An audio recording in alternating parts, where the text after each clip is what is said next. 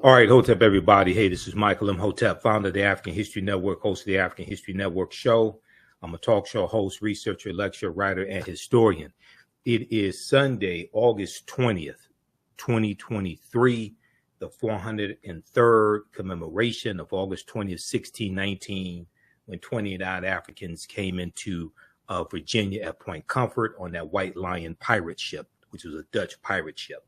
I'm here with our esteemed friend and educator, Dr. Chike Akua. How you doing today, brother? I'm blessed, brother. How are you today? Oh, I'm doing all right. I'm doing all right, man. Well, this is a timely conversation. Everybody, today we're going to talk about what Black people need to know about the Florida school curriculum culture wars. And these school curriculum culture wars are spreading across the nation. And specifically, we're going to talk about a Washington Post column that Dr. Chike Akua wrote, came out August 17th, which is Marcus Garvey's birthday as well, August 17th, 2023. And Chike sent me a text message of the article yesterday. I said, hey, we have to interview you on the African History Network show today. Okay, so let me just do a brief introduction of Dr. Chike Akua. He's an assistant professor of educational leadership at Clark Atlanta University and one of the most sought after speakers at colleges, universities, and educational conferences. As an internationally recognized thought leader, Dr. Akua's scholarly research on African-centered education has been published by academic presses in the following publications: African-Centered Education, Theory and Practice in the year 2020, the Journal of Black Studies in 2020, the SAGE Sage Encyclopedia of African Cultural Heritage in North America in 2016, and the Handbook of Urban Education in 2014. His most recent book is the revised and expanded fourth edition of Honoring Our Ancestral Obligations, 7 Steps to Black Student Success, which is used as a text at a number of colleges and universities nationally. And he's the author of 11 books and creator of Reading Revolution Online, which he'll give us more information about later in this interview. And their website is readingrevolution.org, readingrevolution.org. All right, so brother, we're going to pull up your article here from the Washington Post up here on the screen chat, on the screen share. But the name of the article is The Irony of Black History Legislation in Florida. So give us a synopsis of what you were talking about here in this article. Sure. I went into some of my research on Black history laws throughout the country. And in some of my research, I examined Black history laws in several states: New York, New Jersey, Illinois, South Carolina, and Florida. And interestingly enough, I found that Florida had a little known African-American history law. And I found that their law was the most comprehensive of all of the different Black history laws that I examined. Right. And what made it unique was that this is the only law that required that teachers teach the African and African-American contributions and accomplishments that have been made across the curriculum. So in other words, in those other states, the law required that teachers teach about slavery and the African-American experience starting in America, and only in the social studies classroom.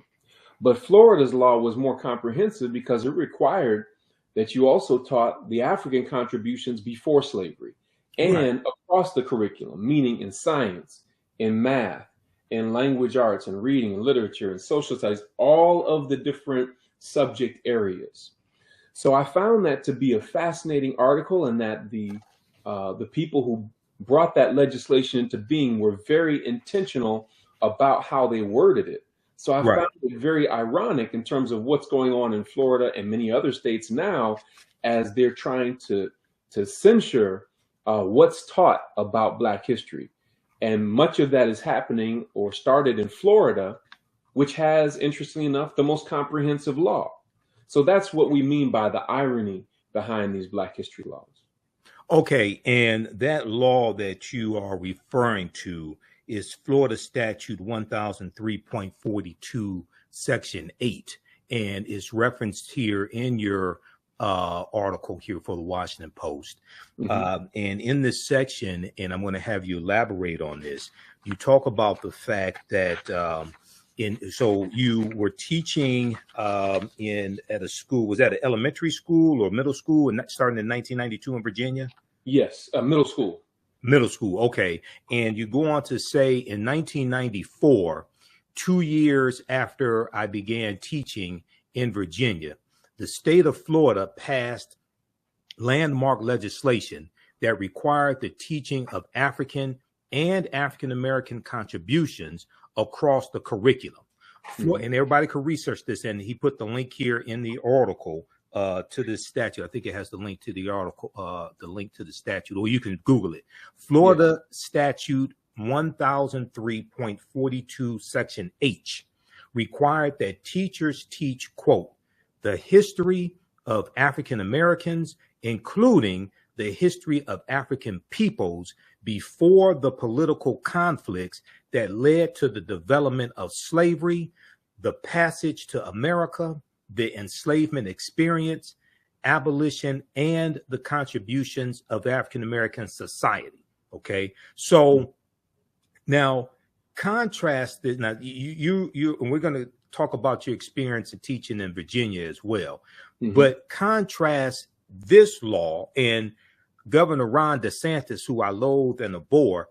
He has cited this law to try to give cover to the 2023 social studies standards that so many people are raising objection to. And I have those social studies standards. I'm going to show them on the screen as well. I have the PDF of it, of the 216-page document or so. Talk about how this law contrasts with the 2023 social studies standards. Well, the law that came out in 1994, as you can see, is very comprehensive in the way that it was worded, because it was constructed by Black scholars and educators and legislators. Okay, right.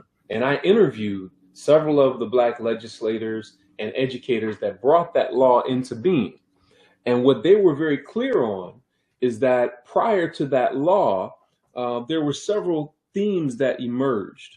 One of them is the inaccuracy in the school curriculum. That right. Each of the people that I interviewed were very, very clear that school curricula to that point was very inaccurate. Secondly, not only was it inaccurate, the second theme that emerged was that there were clear omissions that were very important contributions and accomplishments that African people and African Americans had made to American history and to human history. The third element or theme that emerged in these interviews, and by the way, when you conduct research, you're looking for patterns. So these are the patterns that emerge, whether you're doing interviews, doing surveys, observations.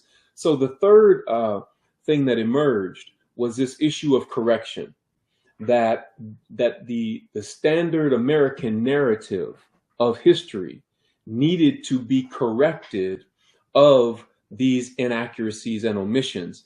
And then once corrected, the true and authentic contributions of African Americans and Africans needed to be included into the curriculum.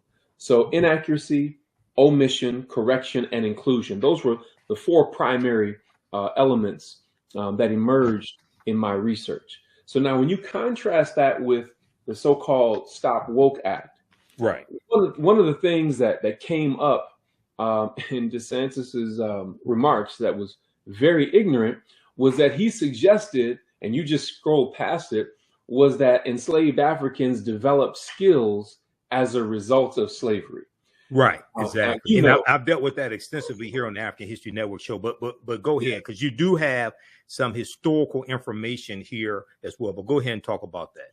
Right. So we know, and historical research tells us, that African people brought the knowledge of the cultivation of the cash crops that made America a world superpower virtually overnight. So they brought the knowledge agricultural engineering as it related to cotton cultivation, Right. indigo, tobacco, Rice. sugar, rice, Rice. all of those. And I wish I had added rice in there. I forgot to add rice. Yes. Absolutely. These are the cash crops that made America a world superpower almost overnight. Remember, when Europeans first came to America, they were starving. Right. They didn't know how to plant crops. It was Right. the indigenous people who had to show them how to do that. And indeed, Africans brought that over. They studied us very carefully so that they would know which nations to invade and which Africans to bring over here who had specific skills. So for him to make that very ignorant remark to suggest that Africans benefited from enslavement is idiotic and is very ill-informed and is very dangerous to teach our children or any children that. Because what it does is it justifies abuse. It very subtly justifies white terrorism and says, well, hey, you all should just be thankful to be here because you're in America. Exactly. You're the greatest nation in the world. Well, America would be nothing to speak of were it not for the brains and backs of African people. Exactly. And, you know, just a couple of things. And I know you know this because you teach about the history of the Moors. The Moors introduced into Europe cotton and sugar about 9th and 10th century. Mm-hmm. Okay. So and sugar comes from sugar cane. Okay. Sugar cane grows in hotter climates. So we knew how to grow sugar cane. And this is going to be one of the biggest cash crops, even before cotton becomes king for Europeans. You know, when you study the Spanish colonies, you study Christopher Columbus, they're setting up they're setting up sugar cane plantations in Cuba, Jamaica, things like this, Santo Domingo, which becomes Haiti, etc. So we saved Europe multiple times. Okay, we taught them so much. We saved Europe and Europeans multiple times.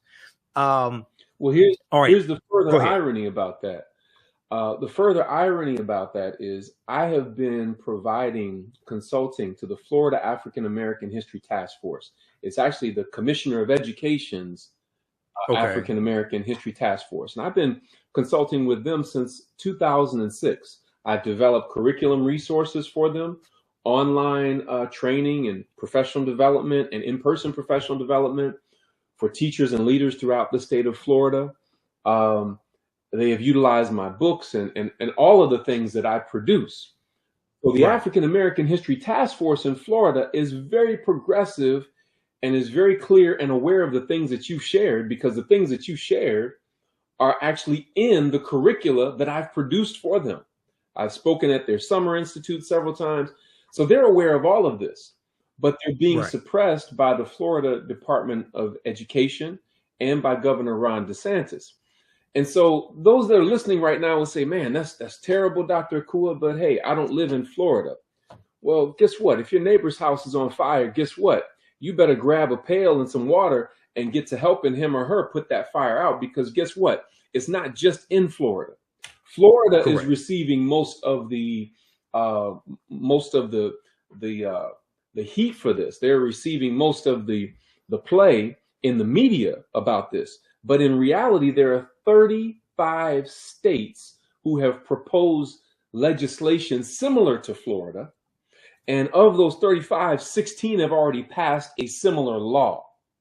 Mm-hmm. So you need to check your particular state. And there's certain things that we need to be doing as Black people with our children. Whether your child is going to a public or private school or charter school, there are certain things that we need to be doing as parents at home to inform and influence our children to understand the truth about their history, heritage, and culture. Excellent, excellent. And so we're going to come to those things as well. You talk about them at the end of the article also. There's some critical things that I want to hit on, because I've been reporting on this extensively here on the African History Network show, what's going on with Florida, first dealing with the advanced placement African American studies curriculum, the class, which was banned by Governor Ron DeSantis in Florida, but then also these social studies standards. And now Governor Ron DeSantis has said publicly that he had nothing to do with these social studies standards, but there's a commission. There's a commission, and you have African Americans on the commission. One of them is Dr. William Allen, who's a well-known African American conservative.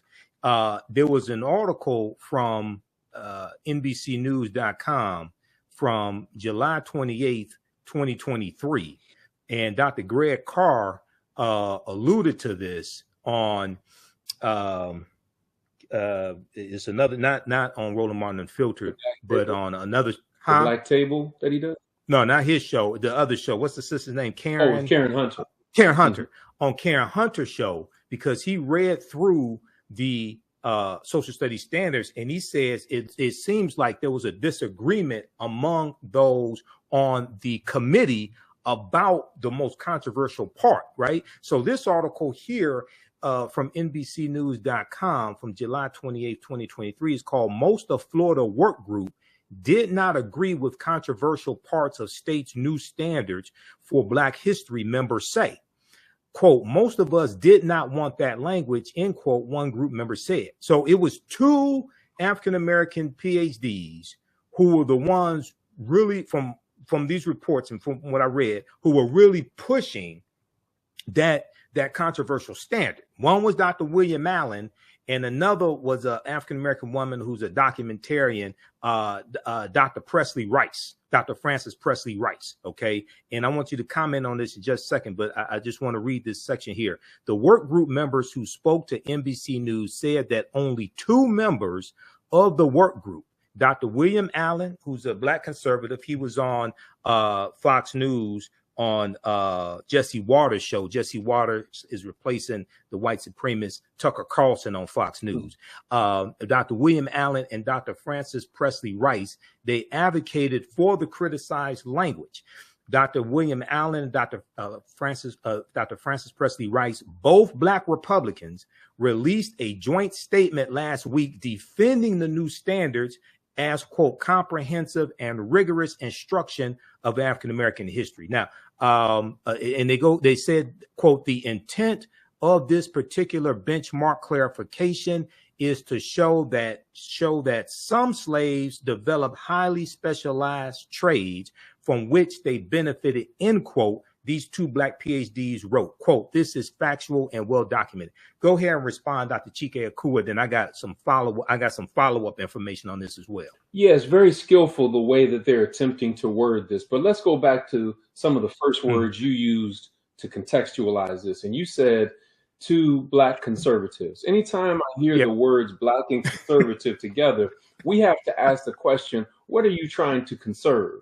Are you trying to conserve traditional African and African-American values, history, and culture? Or are you trying to conserve the views and values of the white people who are paying you to say these things? And I think it's more of the latter, that certain of these so-called scholars are put in place because those that put them in place know that they will do whatever they're told to do.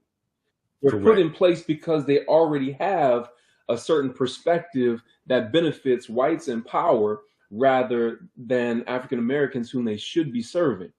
So it's clear, once again, when you read the literature, you begin to understand that African people already came here with highly specialized trades. We built America. It was built on our brains and on our backs, not just our backs, but our brains. We brought the intellectual know-how of agricultural engineering, ironwork, architecture, all of the different things that allowed America to become a world superpower in a relatively short period of time. So when they say, again, that, some enslaved Africans benefited from this, again, that is very slick language that would make the reader believe that we should just feel blessed to be here and that it absolves America of the white terrorism that our ancestors experienced and that we still experience to this day as a result of being Black in America. So it's these kinds of things that, first of all, teachers and leaders, educational leaders are often not taught these fine distinctions. And teachers Right. can't teach what they don't know. So even Exactly. when the 1994 legislation was a law, most of the school districts in Florida were still out of compliance with the law because teachers Hmm. can't teach what they don't know. And many superintendents were not enforcing that law or making it a priority. It was not measured oftentimes on the state test.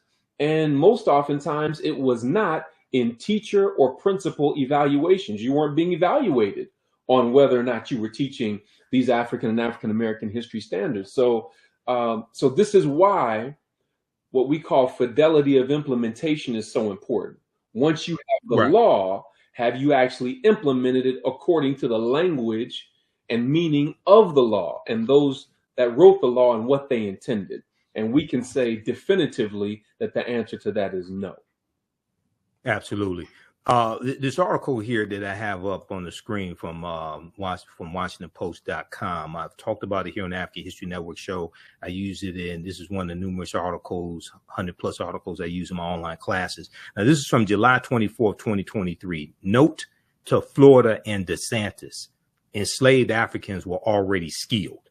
Now, this is by Jillian Brockale, and it goes through and it talks about things that we've talked about before, how a lot of these skills Africans brought to this country, how they came from highly sophisticated civilizations and kingdoms, etc.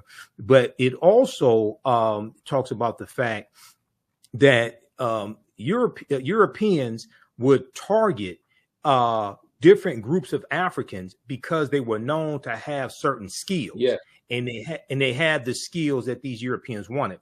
For example, Chesapeake enslavers wanted people like the crew, KRU, specifically for their skill for boat building. Mm-hmm.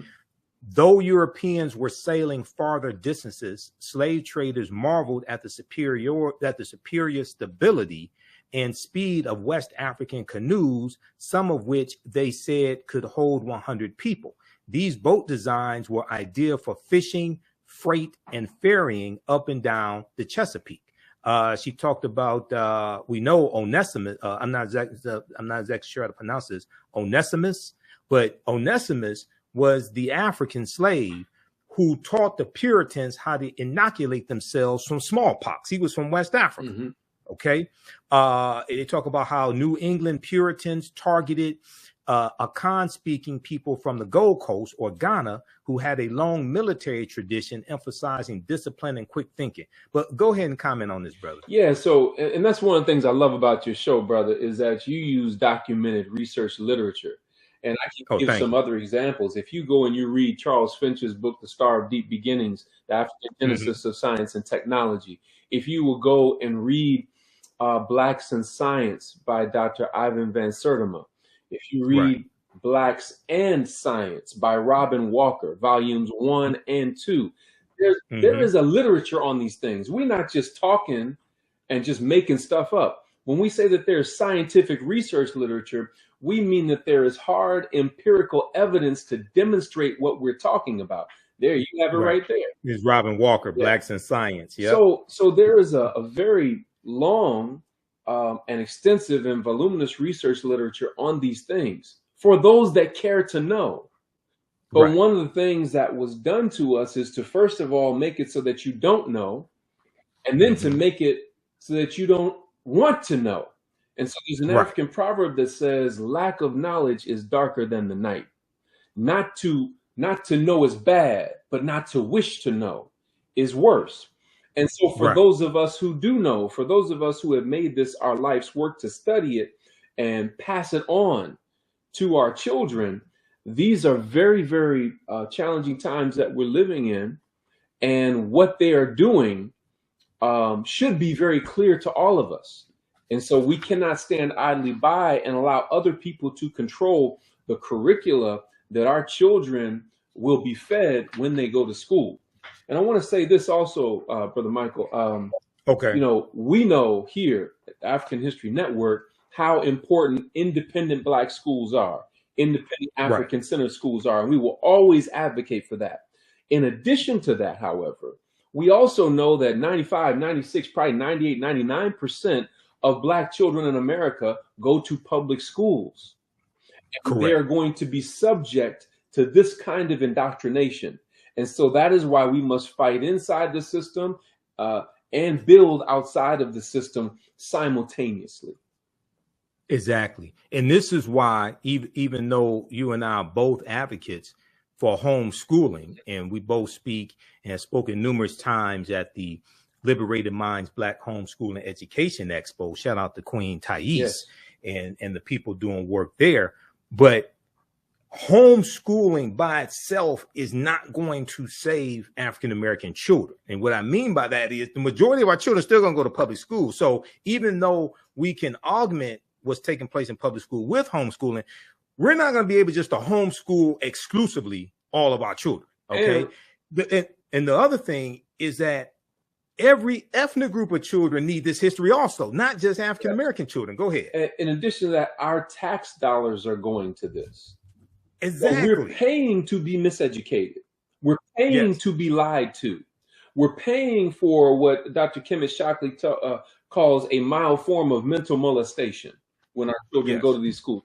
So we're literally paying to be oppressed. And one of the goals of the oppressor is to get the oppressed to participate in their own oppression. And so that's one of the things that's a big problem with this as well. And this is why we must take a stand on this, why we must be vocal about it, and why we must continue to agitate to make sure that these clarifications and corrections are made. But we need to do it at home as well as in public and in the schools. Exactly. I want to go to this article here, then we're going to go back to your article with from the Washington Post. Now, I've dealt with this all extensively here on the African History Network show, step by step. So after the rebuttal from Dr. William Allen and Dr. Francis Presley came out, what happened was, is detailed here in this article here from the Tampa Bay Times, picked up by Yahoo News. I want everybody to read this. Benefited from slavery. Critics say some of the state's examples were never even slaves. So this is what happened. To push back on the criticism that was taking place across the country, you had a spokesperson for the Department of Education named Alex Lanfranconi. Alex Lanfranconi, a spokesperson for the Florida Department of Education, said the experts stand behind their examples. So they put out 16 examples of African Americans who they claim were slaves and who they said gained skills during slavery that they were able to use to their benefit. Okay. Responding to mounting criticism, the department, referring to the Florida Department of Education, issued a statement Thursday offering 16 examples of historic figures it said fit that description. Okay. The description of people able to enslaved and gained, suggesting some slaves benefited from skills they learned while enslaved. That they develop highly specialized abilities that help them later in life is, quote, factual and well documented, end quote, the Florida Department of Education stated.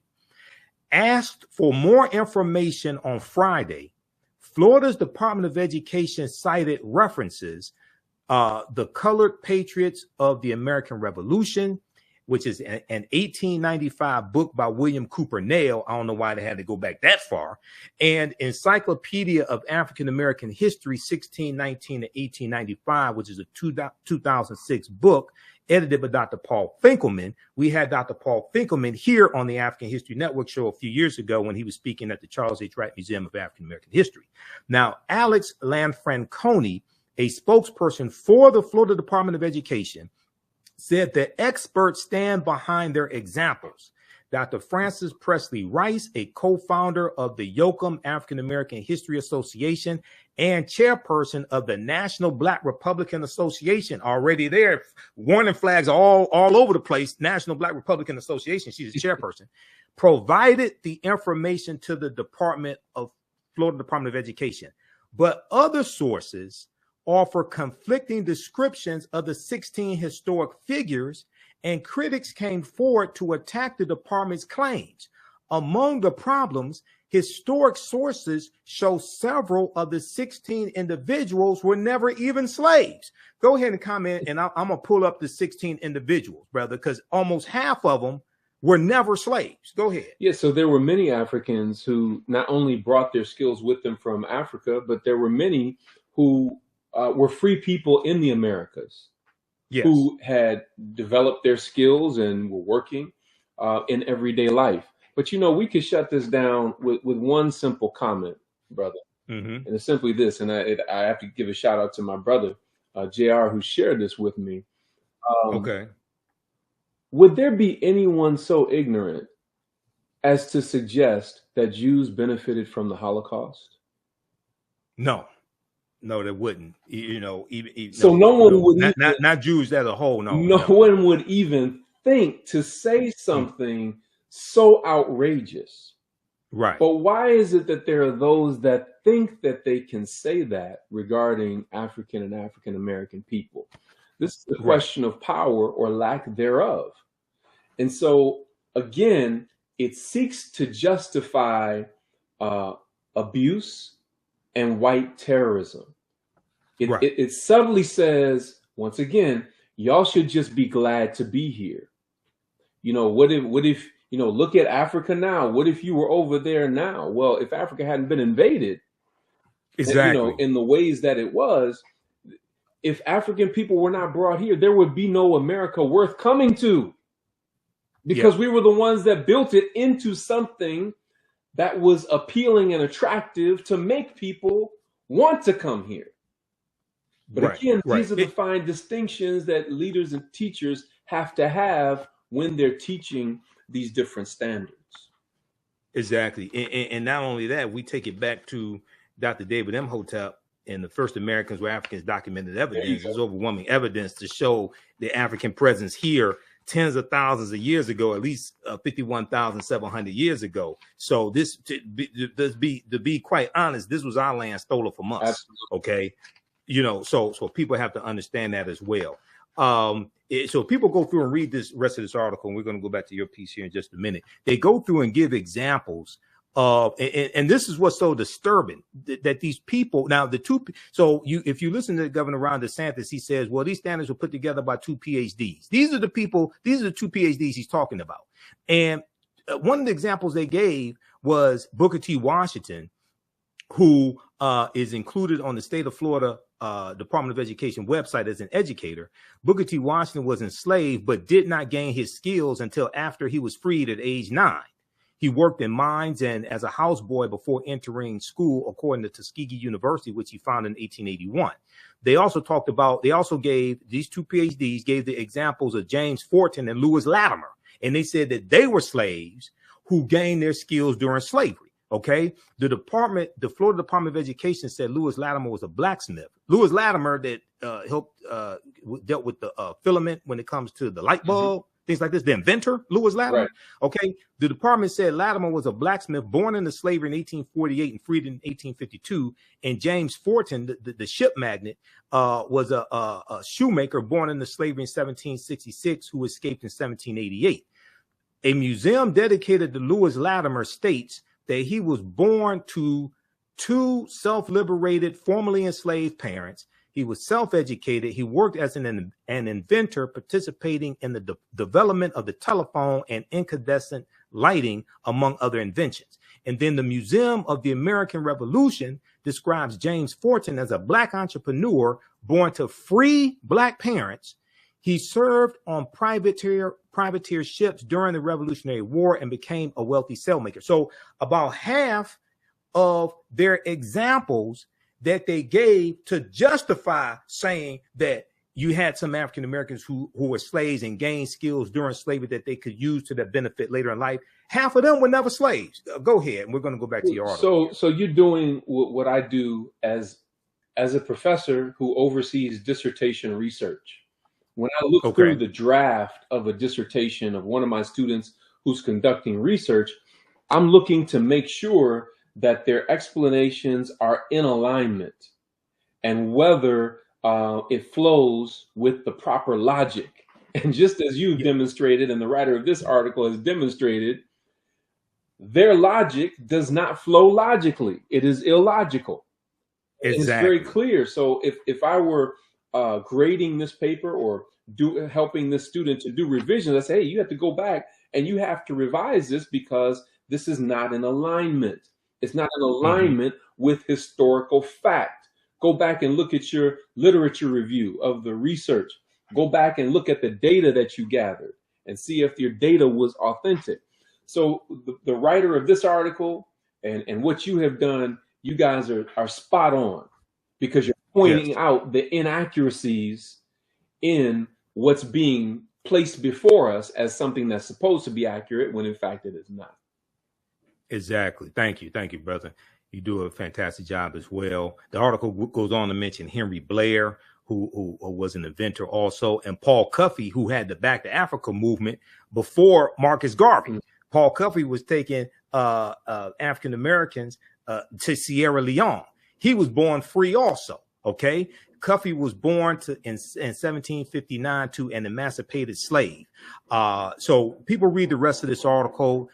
Is originally from the Tampa Bay Times by Jeffrey S. Solocek, Solocek,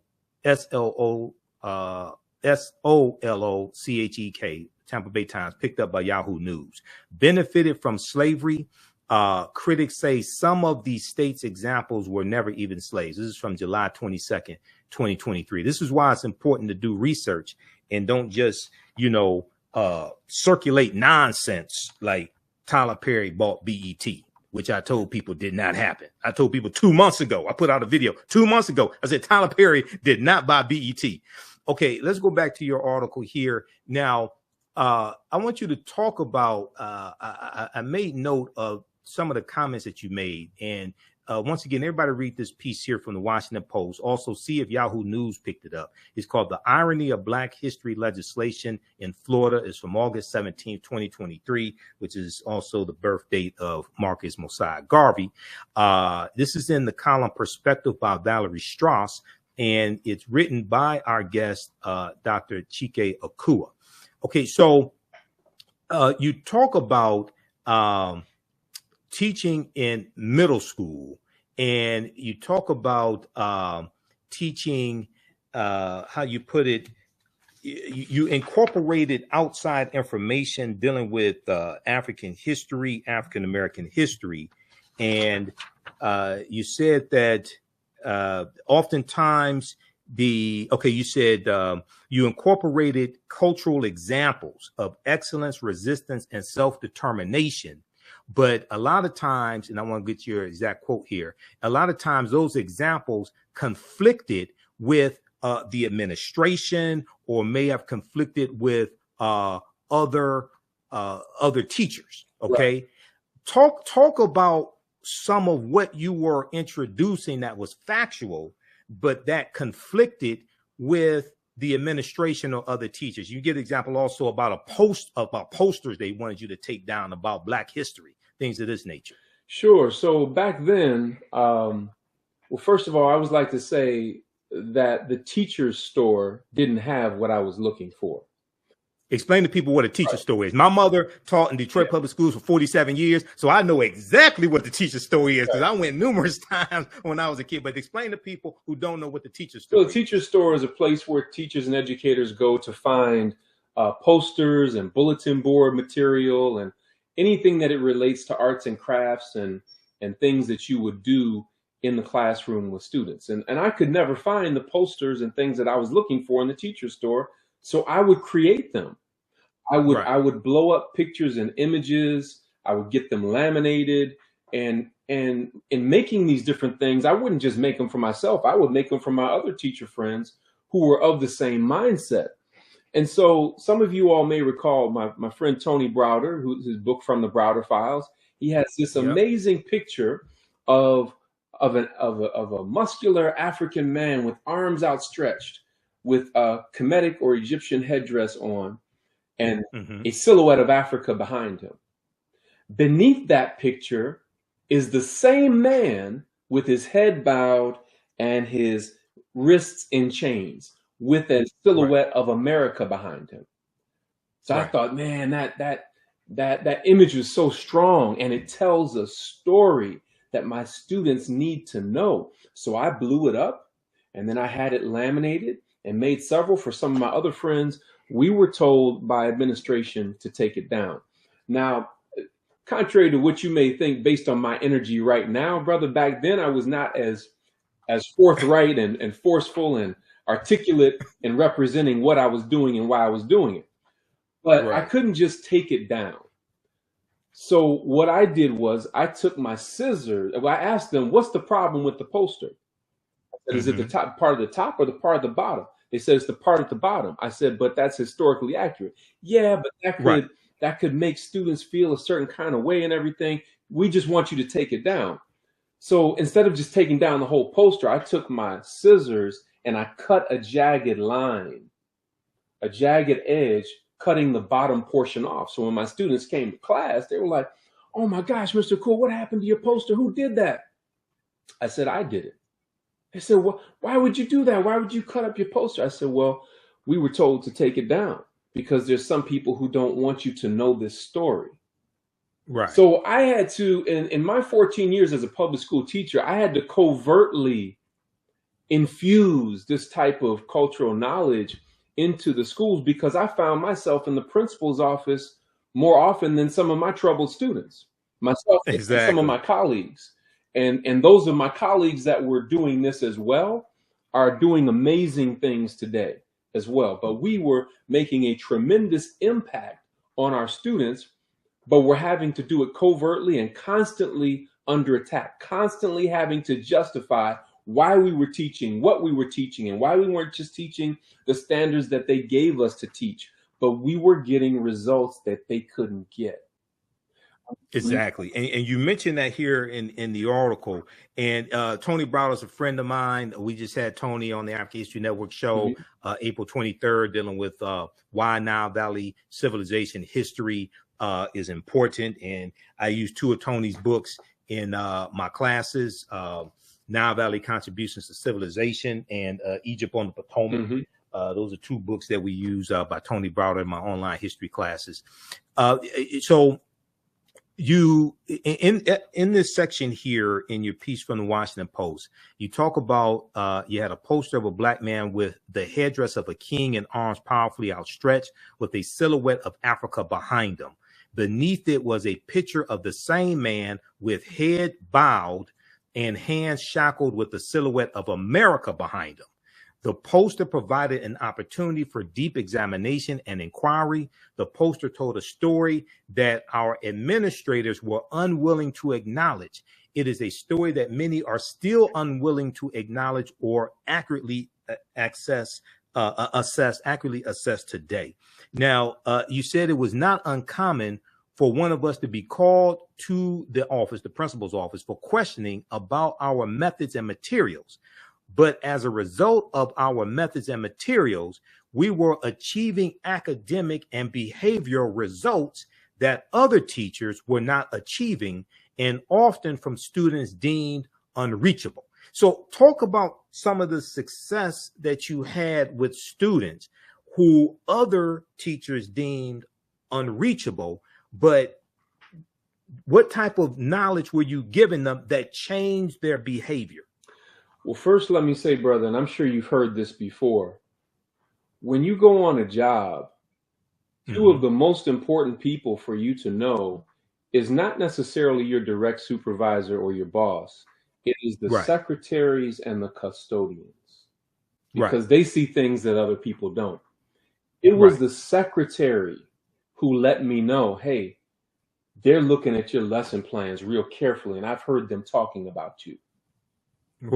It was the black secretary who told me, listen, if you hear a click over the intercom system, a random click, they're listening in on your classroom.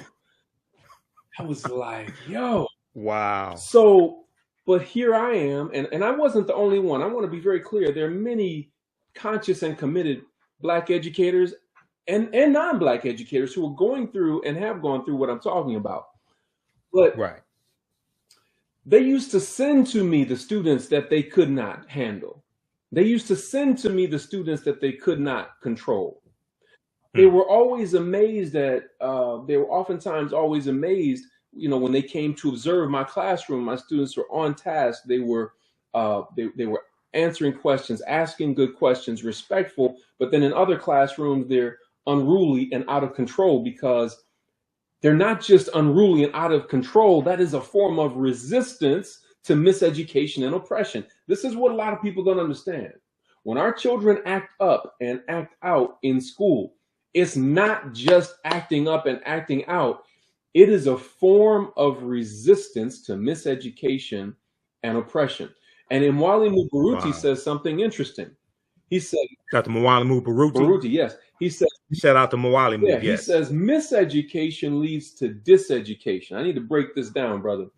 Miseducation, of course, comes from Carter G. Woodson, and that is being given a form of schooling that doesn't teach you the truth about your history and culture or prepare you for life as you will face it. Okay, that's miseducation. But Imwali Mubaruti says miseducation leads to diseducation. Diseducation is an anti-learning psychology. In other words, you've lied to me so much, now I don't want to learn about nothing. So think to yourself, have you ever seen, particularly young brothers, sometimes sisters, but most of the time young brothers, who mentally opt out of school altogether? They've checked out. They're resistant, they're unruly, they're defiant, they may be disrespectful, because that is a result of diseducation. You've lied to me so much, now I don't want to learn nothing. Right. And all of this can be mitigated and solved by conscious and competent educators who know the truth about our history and our culture, and who understand the methods for reaching and teaching and bringing out the brilliance in Black children. The methods for reaching and teaching Black children have been proven to be unique from other methods. And oftentimes, many of our teachers are taught in schools of education where they don't learn the methods that have been proven to bring out the brilliance in our children. So we already have a chronic teacher shortage.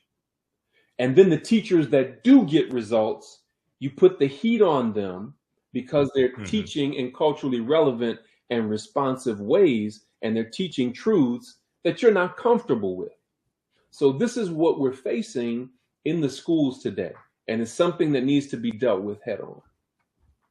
Exactly. I totally agree with you on that, man. Okay, and let me put your website up here, the website link. Everybody visit Dr. Chike Akua's website, which is readingrevolution.org. Reading Revolution, we have it here at the bottom of the screen, readingrevolution.org. You can get more information on his programming, on his programs, and get into contact with him as well. And he's going to give us some information toward the end of this broadcast also. So readingrevolution.org. Check that out. And for those just joining us, I'm Michael Imhotep, founder of the African History Network, host of the African History Network show.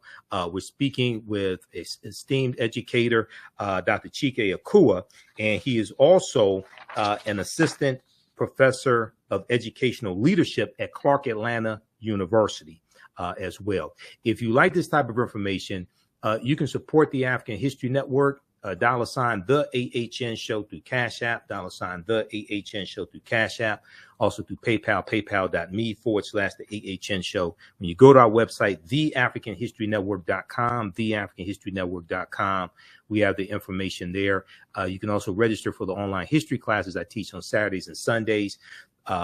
Ancient Kemet, the Moors, and the Ma'afa, understand the transatlantic slave trade on Saturdays, 2 p.m. Eastern Standard Time, and Sundays, Black resistance movements from the Haitian Revolution, U.S. Civil War, Civil Rights Movement, the Black Power Movement, 1800 to 1968. And Dr. Chike Akua, let people know, and we're going to get back to your articles. I have some more questions for you if you have the time. I have some more questions for you because I wrote out questions too, and I went through your entire article as I always do. I made notes, highlighted things, etc. Let people know about readingrevolution.org for a few minutes, if you don't mind. Sure. So I'm always reminded of the words of Dr. Maulana Karenga when he said, from a Black studies perspective, you don't talk about you don't have a critique without a corrective. In other words, you Yes. don't talk about a problem unless you have a solution. So we've been talking about the problem for some time, but throughout the entirety of my career, I have always developed my own curricula to fill in the gaps of what I felt my students needed to know. And I didn't just do that for my students. We published those materials, and those materials are circulating around the world now. The one that we're most proud of, that's being utilized in homes and in some school districts around the country and internationally, is Reading Revolution Online. And what I like to do, brother, is I would like to take everybody behind the scenes to see it, because when I was a reading specialist in the public school system, they sent all the students to me who would not pass the state test in reading, but they didn't have a curriculum, which to me was great, because I probably wasn't going to teach from it. No way. I was going to create my own stuff, because it probably wouldn't have met my students' needs. So every day I would write up a brief reading selection about an African or African American hero or shero, ancient or modern. And I would add 10 multiple choice questions to it, because I wanted the structure to mimic what they would experience on the state reading test. And so after doing about 30 of those selections, Spirit kind of whispered to me and said, hey, this needs to be a book. So I called on another good friend of mine, Brother Tavares Stevens, and we wrote the book Reading Revolution. And that book did very well. It went national and international. It contains 90 of those reading selections. But in 2018, we began the process of digitizing all of that content so that we could make it available on an interactive platform. And so that's what I want to share with you right now. So let me know when you can see my screen, brother. Okay, I just turned it on. Yeah, I can see it. Okay, so remember, there are 90 reading selections in Reading Revolution Online. For each of the reading selections, there are 4 activities. Okay, so you can see me scrolling. And if you can zoom in on your screen a little bit, so people can read the lines. If you want them to be able to read it. Let me scroll down to the one I want to do. We'll look at this one. Is that a little bit better? Yeah, that's a little better. Yeah, and you say Control plus sign, and that will zoom in. Control plus sign on your keyboard. Yeah, that'll zoom in. How's that? There you go. Yeah. So we start off. So remember, there are 90 reading selections. This one is about Ahmed Baba. And the purpose is to center our children in Black excellence. We start off with a power quote. This particular quote is an African proverb, and it says, books are worth their weight in gold. Books are worth their weight in gold. So we want that on our children's mind as we get into the lesson. Then when you go beneath that, and we would have a conversation on what that means and what their favorite book is and things. But then we go to what we call Baobab vocabulary. And you know, Brother Mike, in African tradition, the Baobab tree is called the tree of life, because the elders and the mothers of the city meet under the shade of the Baobab tree. The people hollow out the trunk of the Baobab tree to store water and food and other necessities. So it provides a number of things for the village, right? So the Baobab tree is the tree of life. We call it Baobab vocabulary because doing these activities will bring life to our children's vocabulary development, reading comprehension, critical thinking skills, and cultural competency. So these are the words that the student will encounter in the reading selection that we're going to go through. As I scroll down, there is a captioned video to go with each reading selection. And the captioned video reads word for word what is in this reading selection. You can see the vocabulary words are underlined for easy identification. Now, the reason we added a captioned video is because we know that our children are visual learners, and we wanted it to be a multimodal, multidimensional experience for them. Each video is approximately 3 minutes, give or take a few seconds. This one is about 3 minutes, so I want to play this so that those that are watching can get an idea of what they and their children will experience with Reading Revolution Online. So bear with me for just a moment, and I may turn the captions on maybe about 30 minutes in. I'm sorry, about 30 seconds into it, okay, just so that you can see, because you can. All right. And in readingrevolution.org, once again, everybody, is Dr. Chike Akua's website that he's on right now, that he's showing us, readingrevolution.org. All right, here we go. Ahmed Baba and the University of Sankore.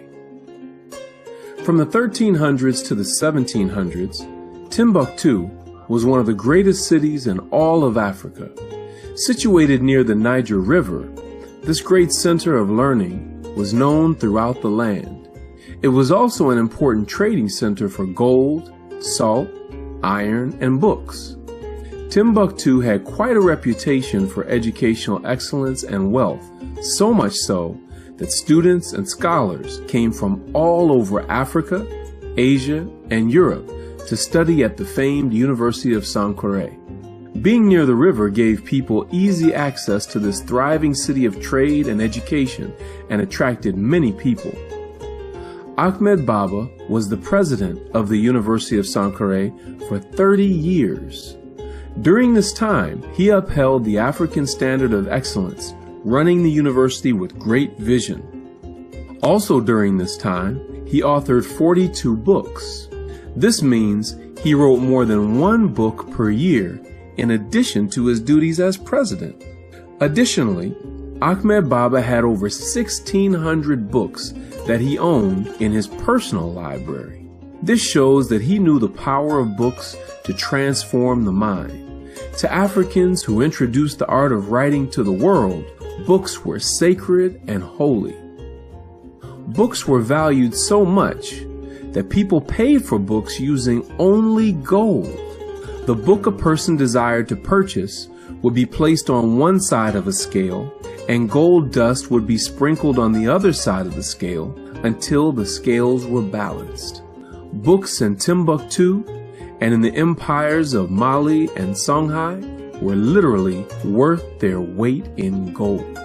Because of this, the book industry was just as lucrative as the gold, salt, and iron industries. People who studied at Timbuktu learned law, medicine, and healing, writing and literature, astronomy, the study of the stars, and agriculture, the study of farming, and much more. They took their knowledge and understanding of what they learned back to other parts of Africa, Asia, and Europe. Some even came to America. History also shows us that virtually every home in Timbuktu had an extensive library of books and manuscripts.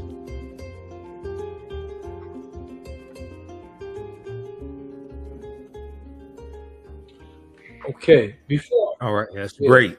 Yeah, that's fantastic. Go ahead. Before I go into the activity, brother, can you just tell me anything that stood out to you in watching that brief video clip? Just anything. Well, Ahmed Baba being the president of the University of Sankore for 30 years, I knew he had a library of 1,600 books. I knew he wrote numerous books. He wrote 42 books. Reminds me of the 42 laws of the 42 negative confessions of Muhammad. Right. Then also every home in the city of Timbuktu in the Mali Empire had a library in the home as well. And I tell people, if people that watch the African History Network show, I tell them we need to have our own University of Sankore in our homes. We have entertainment centers, but we need to have learning centers in our homes as well. Absolutely. And, you know, like so many people, I was miseducated in my K through 12 schooling process. But when I started learning the truth, you know, when I was growing up, brother, we used to say, man, I'll knock you all the way to Timbuktu. Right. I didn't know that was an actual place, though. An actual place where people came from all over the world to study at the feet of our ancestors, right? Yes. So after listening to the video and reviewing the printed reading selection, the student would then go down here to the Baobab vocabulary activity. And what you see is the vocabulary word on the left-hand side, the definition on the right-hand side. So the duty of the student is, this is a click and drag activity. So they click and drag and bring the two together. So we know astronomy is the study of the stars. So we click and drag that and put those two together, right? We know agriculture is the study of farming. So we click and drag and put that in place, right? We know the word sacred means holy, and we put that together. After the student does all of these, they would then click at the bottom and the system would score that for them, okay? Okay. So for the 90 reading selections, there are 4 activities. Again, 90 reading selections, 4 activities for each one. The first activity is the vocabulary activity. The second activity is a comprehension assessment. And I'm going to just run through these real quick, and you'll see some of the vocabulary words in here as well. I'm going to get some of them wrong on purpose for the sake of time. I'm just going to run through this. I'm going to get some of these wrong so that you can see how our system scores it. Okay. Let's see. So this is what we call a short cycle assessment. That is a student reading a brief passage and then answering some questions about it. And again, I'm going to get some of them wrong intentionally just so that you can see how our system scores it. All right. Okay. And so I'm on number 10 here. Let's see how we did. So we got an 80. So now you can see what you got wrong, what you got right, and so forth. And so a parent can use this at home. If we know, see, we market my products to school districts all over the country and even internationally. But what I'm saying to Black folk is we can't wait for school systems to get a clue. You see what's happening with these retrograde policies and laws where they are literally telling you, we want you to stay asleep. That's why we call it stop woke, right? Yep. So we have to then take the responsibility to teach our children the truth at home so that at least when they go into school, they're now equipped to deal with the lies that they're being told, okay?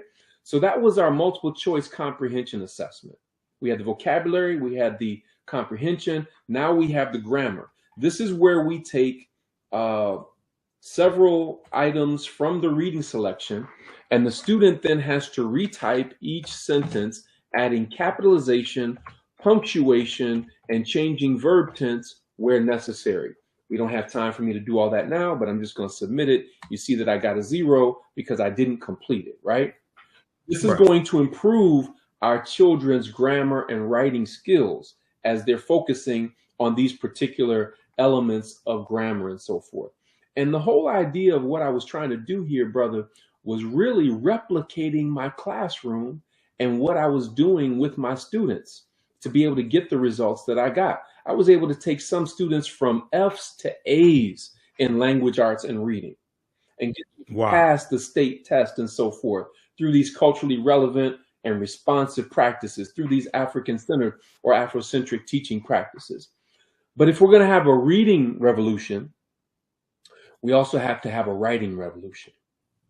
Right. And so for each of the 90 reading selections, we have a writing prompt also. This one says, Ahmed Baba wrote 42 books. If you were going to write a book, what would it be about? Would it be fiction or nonfiction? Who would the book be for? What age range or audience? Describe and explain. So the parent or the teacher would then tell the student, okay, I want you to write a paragraph, or I want you to write 2 paragraphs about this particular writing prompt.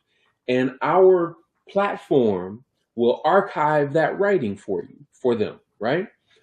In addition, a parent or a teacher can track their child's progress across all of these activities, all of these reading selections. It's an amazing resource. Now, again, I'm just returning from Chicago, from a school district just outside of Chicago, who is implementing this program district-wide. They got it. They get it. They understand the need for this. And there are many other districts that are utilizing it. But again, parents, we can't wait for school districts to get a clue. If you your son, your daughter, your niece, your nephew, your grandson, your granddaughter, right? We need to make all Black people aware that this resource is available to make sure that they're centered in the best of their culture, so that when they hear these erroneous remarks of miseducation, they will know who they are, whose they are, where they come from, and where they're going. Again, it contains examples of African excellence from ancient times to modern, right? Okay. So we wanted to give our children a very well-rounded example of what our excellence looks like. And then I want to show you something else real quick too, brother, because Okay.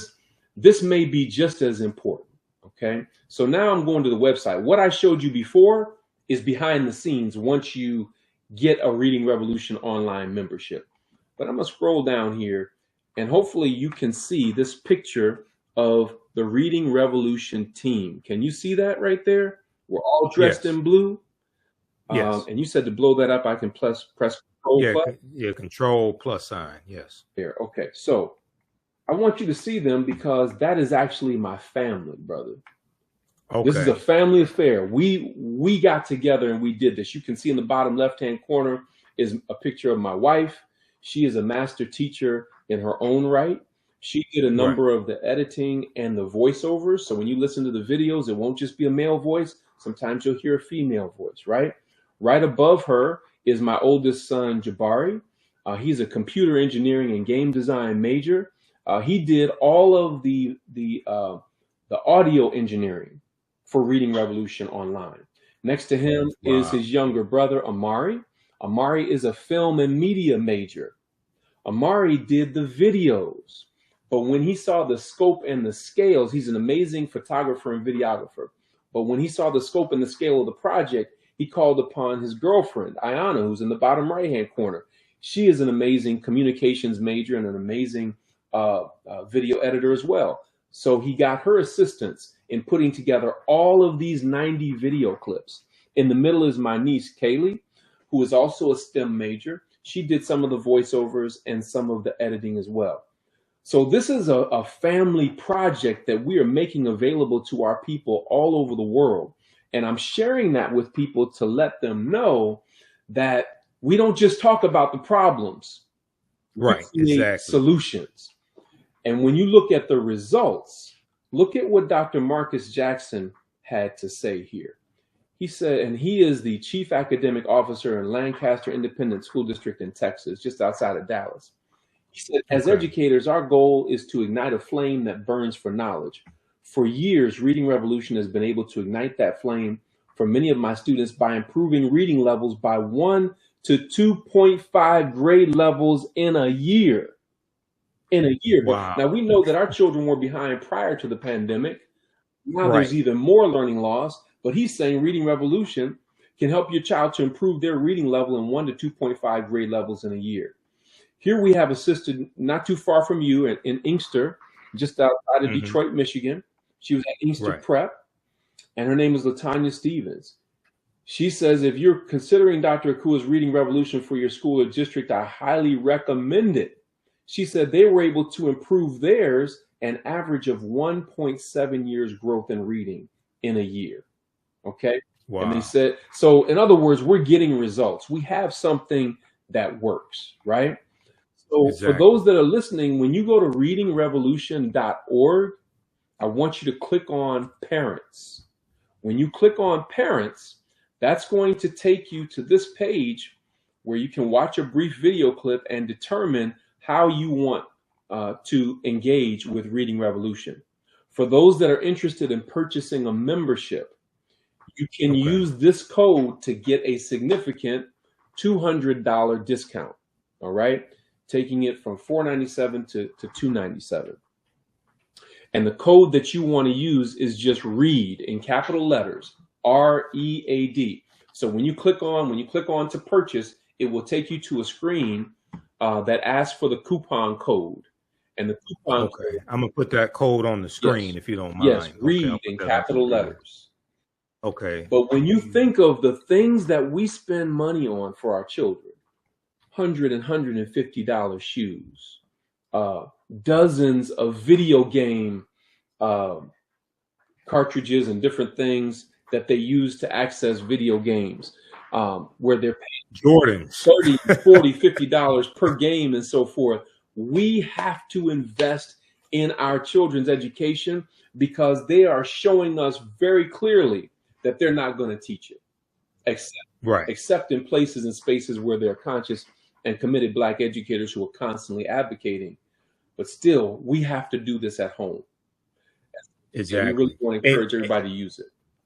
And I've talked about on this show here the war against African American history being taught in the schools across the country, especially in former Confederate states like Florida and Georgia, things like this, especially these former Confederate states, because what's taking place is they want to suppress the teaching of the history of the past that teaches you how you got here. And then in those same states, they have passed voter suppression laws to suppress your ability to vote and have your vote counted, okay, to suppress your ability to impact the future. All right. So this is what's taking place. And this is orchestrated. It's not a conspiracy because it's happening in plain sight. You can read about it. It's not like some deep plot. No, you can read about this. And to give you was one quick example, and then I want to wrap up with your article from the Washington Post, because I do want to go back to that. So there's a deep article from NBCnews.com that deals with the origin of the anti-critical race theory movement. Okay. And it talks about how it goes back to Donald Trump in 2020. Okay. September 2020, when he was president, and an executive order that he did attacking, he was attacking, it was in the training that was taking place in the federal government. It was attacking critical race theory and diversity, equity, and inclusion being that taking place in training with the federal government. I'm going to pull up this exact article because I want everybody to read this. And it goes through and breaks this down. It's called How Trump Ignited. Let me get the exact article here. How Trump ignited the fight over critical race theory in schools. How Trump ignited the fight over critical race theory in schools. Now, this also is an example, one of the numerous examples of how elections have consequences and how you cannot let crazy people have power. Okay. And this is something I was warning people about in 2016 about Donald Trump. And I was warning people what was going to happen. And it was a whole lot worse than I thought, but I saw these things coming. Okay. But a lot of people didn't understand history and didn't see this coming. How Trump ignited the fight over critical race theory in schools. Republican lawmakers across the country have proposed bills to ban critical race theory in K-12 schools. Here's what that really means. Now, critical race theory is a legal analysis that's taught in law school, graduate school, and a little bit at the undergraduate level. It's not taught in K-12. All right. But what they're doing is they're taking everything that they don't like about teaching the history of slavery, African-American history, things like this. They're putting all this underneath an umbrella that they have redefined as critical race theory. It's not critical race theory. They have redefined it as critical race theory. And then they flooded Fox News with all these stories because there's another 16-page analysis from NBC News that deals with the role that Fox News has played in this as well. But if you look at this piece here, okay, the proposed policies mimic former President Donald Trump's this was a September 2020 memo or executive order ordering the Office of Management and Budget to stop funding training on critical race theory for federal employees, calling it a, quote, propaganda effort, end quote, calling it a propaganda effort.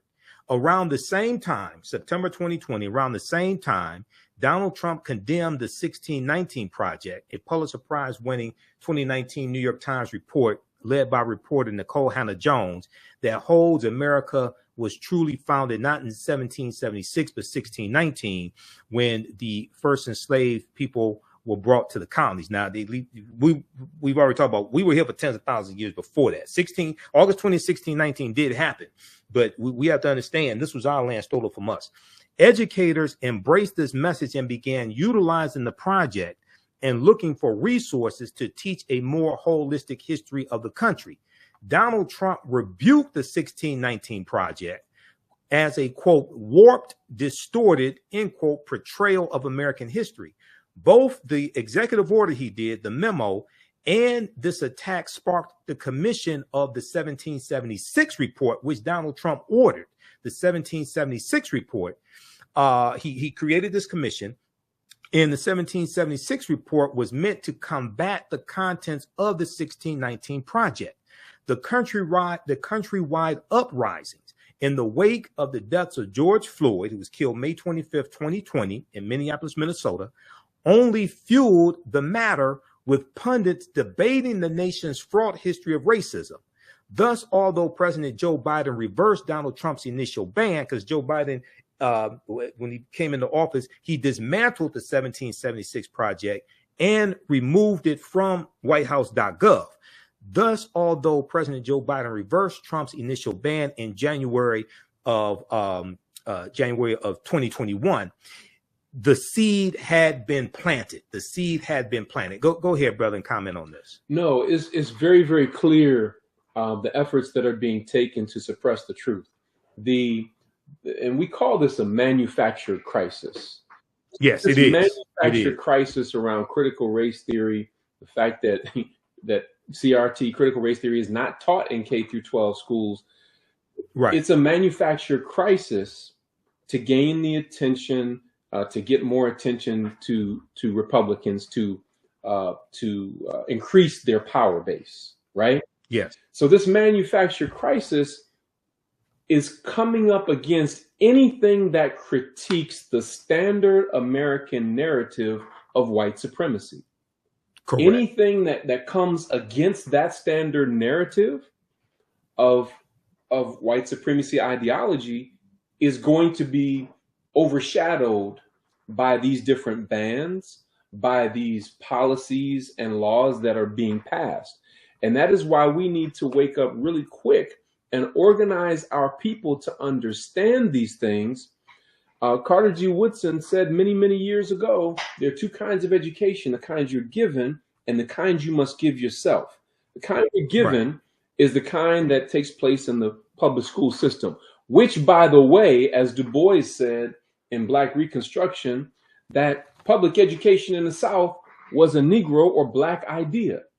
And guess what? Yes. In the Nile Valley in ancient Kemet, we had free public education for males and females. When you go to West Africa and look at the great empires of West Africa, Ghana, Mali, Songhai or Songhai, free public education for males and females. When the Moors took over in Andalusia, which is present-day Spain and Portugal, had an influence throughout all Europe for almost 800 years, one of the first things they set up was free public education for males and females. That's why it was very natural when we got to America and gained our emancipation. One of the first things that we did was build free public schools for males and females. Remember, white folk didn't even want education for all of their own people. Correct. For poor white people, they were like, y'all don't need no education. We just need y'all to keep these niggers in line. And you don't need an education to do that. All you need is a whip and a gun. So it was Black people who are responsible largely not only for free public education, but also for males and females. Because remember, the females were being suppressed in Eurocentric society.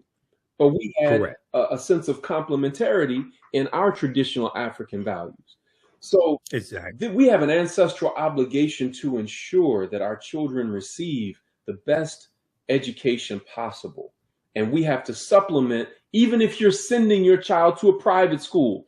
I promise you, most private schools don't have the type of curriculum that I just shared with you. So this is very important that we get on board.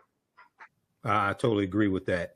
One of the things you mentioned here in this article is on page 2.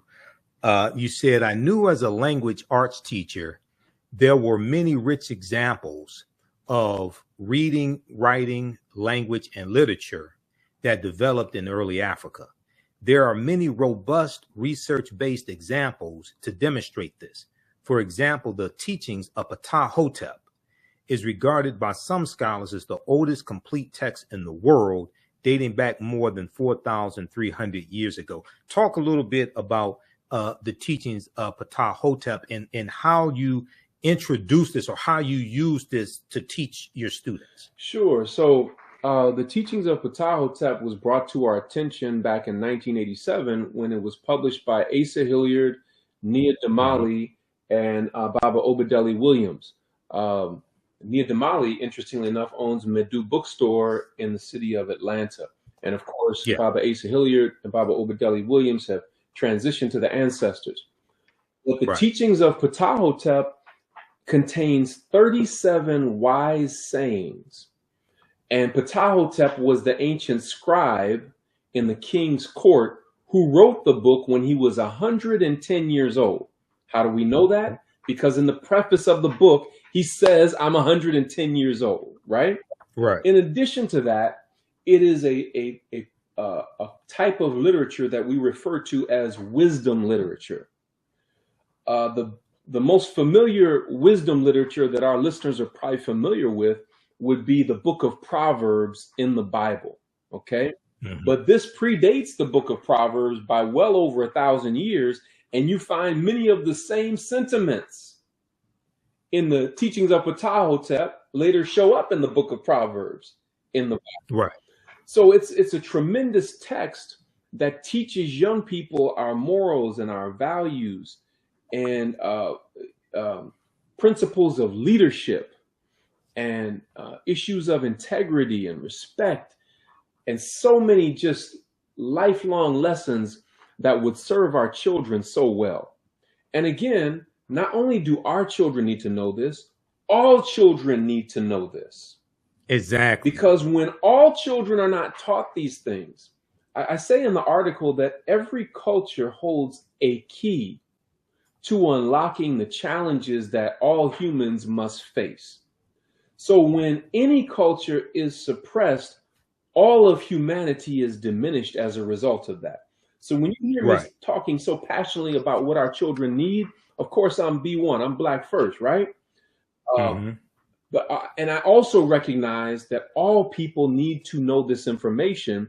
Other words, humanity is diminished. So the teachings of Ptah-hotep is a powerful resource. You can go online right now and order that book. It's a thin book, but a wealth of information in it that would serve you and your children very well.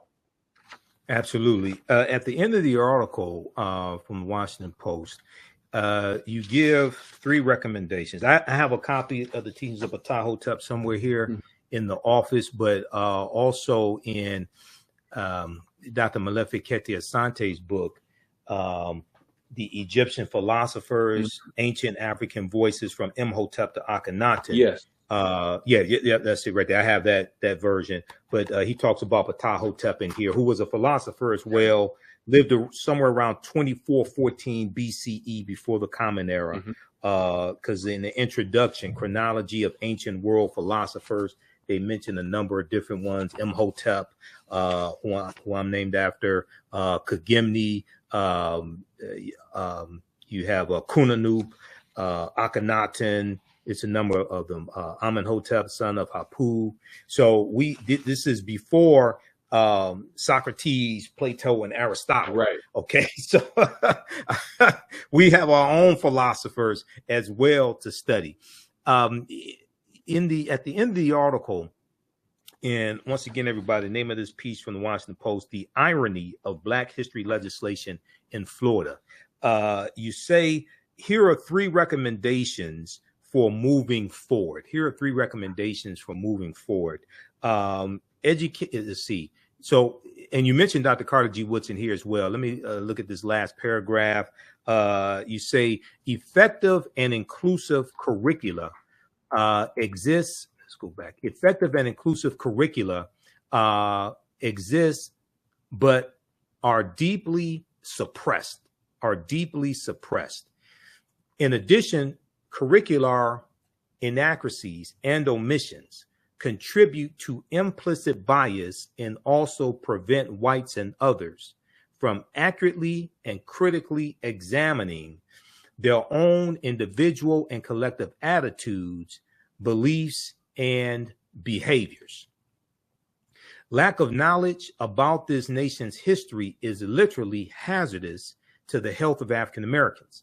As Dr. Carter G. Woodson, who's the founder of Black History Month and co-founder of the Association for the Study of Negro Life and History, September 9th, 1915, and he's the author of numerous books, including The Miseducation of the Negro, 1933. As he observed, quote, "There would be no lynching if it did not start in the schoolroom," end quote. And also Dr. Woodson advocated for the history of African Americans to be taught in every school across the country, not just schools where we attended, because the way a people treat you is largely based upon what they think about you. What they think about you is largely based upon what they've been taught about you, and what they've been taught about you is what they've read, heard, and seen about you. So you take us through 3 recommendations. So what are those recommendations? And these recommendations, this is actually the work that I do in providing professional development to educational leaders and teachers and counselors across the country. And so the first recommendation is to educate school leaders and teachers in the best of African American culture, history, views, and values. And let me make this distinction. The reason I say the best of African and African American history and culture is because for many of our children, they've only been exposed to the worst of our history and culture. Okay. Because, and it's what I call cultural identity theft. Cultural identity theft. How do you take a group of people who gave the world reading and writing and language and literature and architecture and engineering and agriculture and astronomy, mathematics and medicine, science and technology? How do you take that group of people and yet convince them that they come from a race of pimps, players, criminals, thugs, N-words and B-words? Cultural identity theft. So for conscious and committed educators, education is identity restoration. Education is identity restoration. But again, teachers can't teach what they don't know. So early on, and I've been doing professional development across the country for over 15 years, and I'll never forget, someone came up to me afterwards and they said, you know, Dr. Akua, I agree with everything that you said. We should be more culturally relevant and responsive in our teaching and everything, but I don't know as much about African and African American history as you. And my response to that person and to all educators that I speak to is, no problem. You get to go on the journey with your students. The way that we've created Reading Revolution Online and all of the other materials that we offer from our Black History poster pack, our African Proverbs poster pack, and all of the various books we've produced, we wrote it in such a way that teachers and parents can go on the journey with their children. And so parents and teachers love Reading Revolution Online as much as the children do, because they're like, oh my gosh, I wasn't taught this when I was growing up. So that first recommendation is to educate school leaders and teachers on the best of our culture, history, and views and values. The second is to infuse, now that you've learned it, infuse that authentic African and African American culture and history into lessons, teaching methods, and instructional materials. So this is a critical point. So if you're looking at this in your mind, highlight teaching methods, because the teaching methods is not just what you're teaching, it's how you're teaching it. And there's certain methods that have been proven effective in working with Black children. Call and response, bodily and kinesthetic movement, tactile activities where they get to use their hands, anything where they get to move around and talk, anytime you can use music and rhythm and rhyme. These are different teaching methods. There are many, but those are just a few examples of teaching methods that have been proven effective with Black children, that bring out the brilliance in our children. So you have to infuse authentic as opposed to inauthentic African and African American cultural and history into lessons, teaching methods, and instructional materials. And then our children are tremendously insightful and intelligent.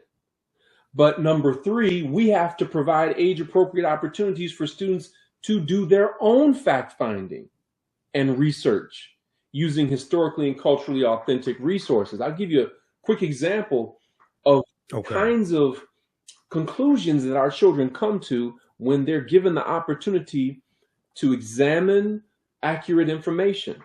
I'll never forget, with my 7th grade class a number of years ago, I was teaching about colonization. And I told my students, you can tell who colonized a land by the language the people speak. So in America, we primarily speak English, and out west and in the Southwest, Spanish is spoken a lot. So we know America was primarily colonized by the British and the Spanish. If you go up to Canada, we know that they speak English, but they also speak a lot of French. So we know it was colonized by the British and the French. When we go down to Mexico, they speak Spanish. So we know it was colonized by the Spanish. Right. And one of my students, young brother, just blurted out, didn't even raise his hand. He was like, dang, Mr. Akua. I was like, what? What's up? He said, they stole countries and continents and nothing happened to them, but we get locked up if they think we stole a candy bar.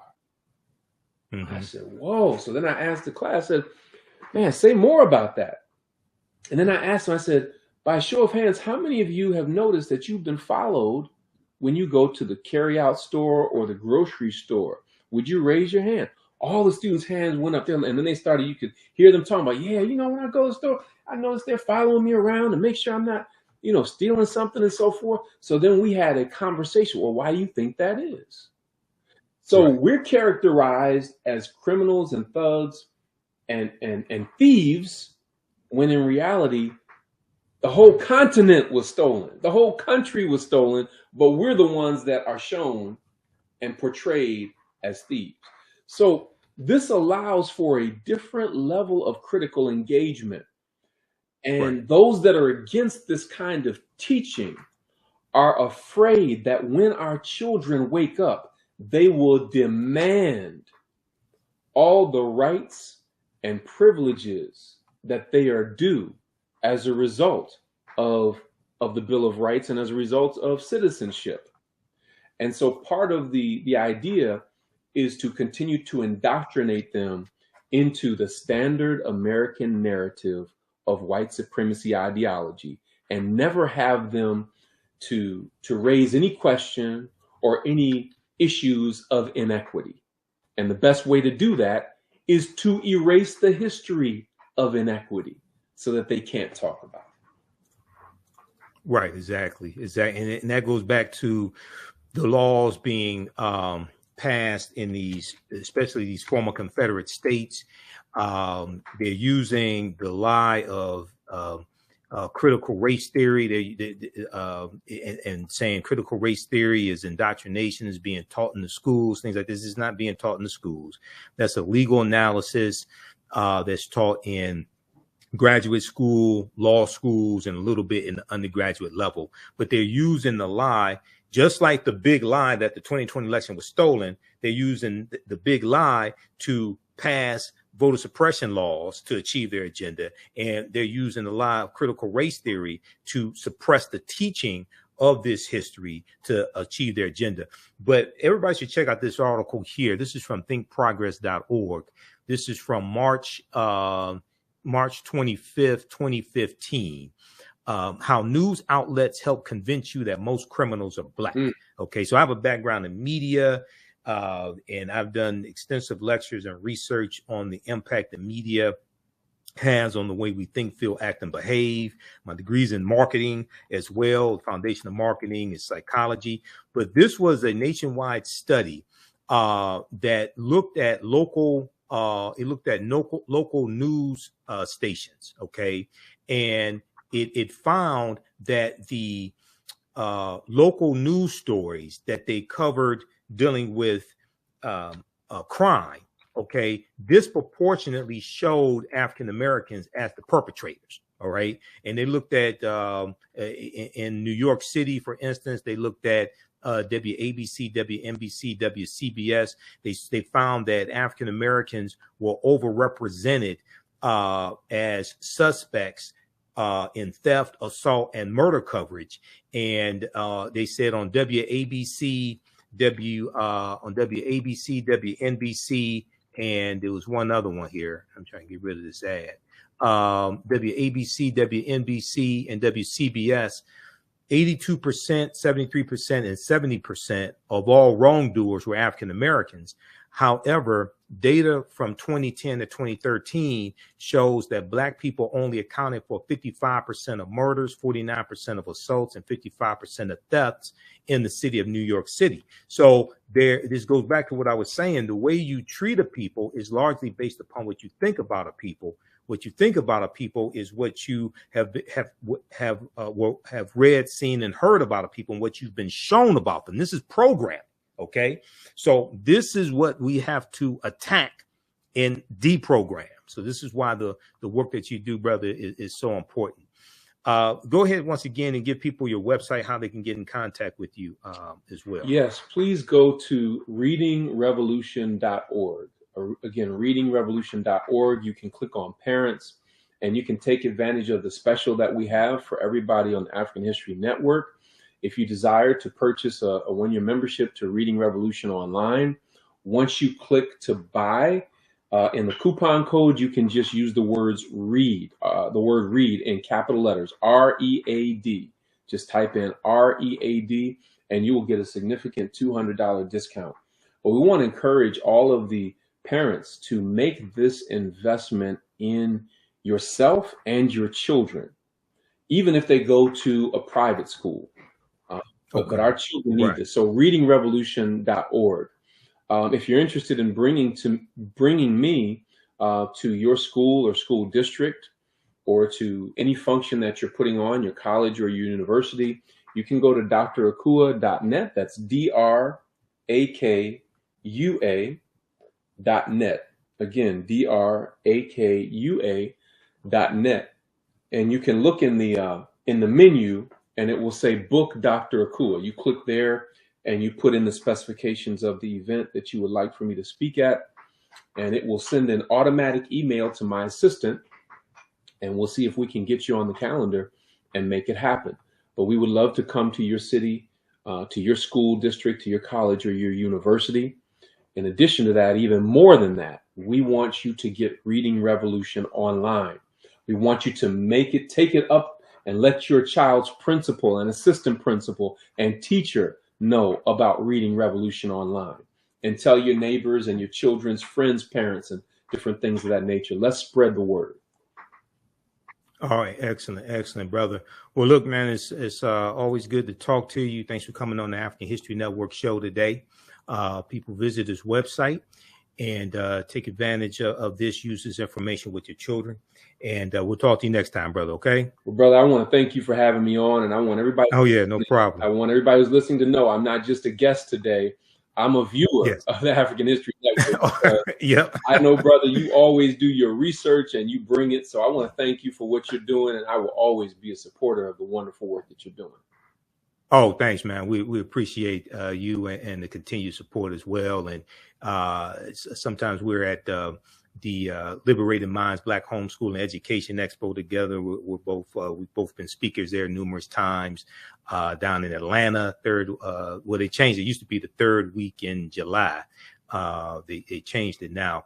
But yeah, keep up the good work, brother. Okay. Right. All right. Peace.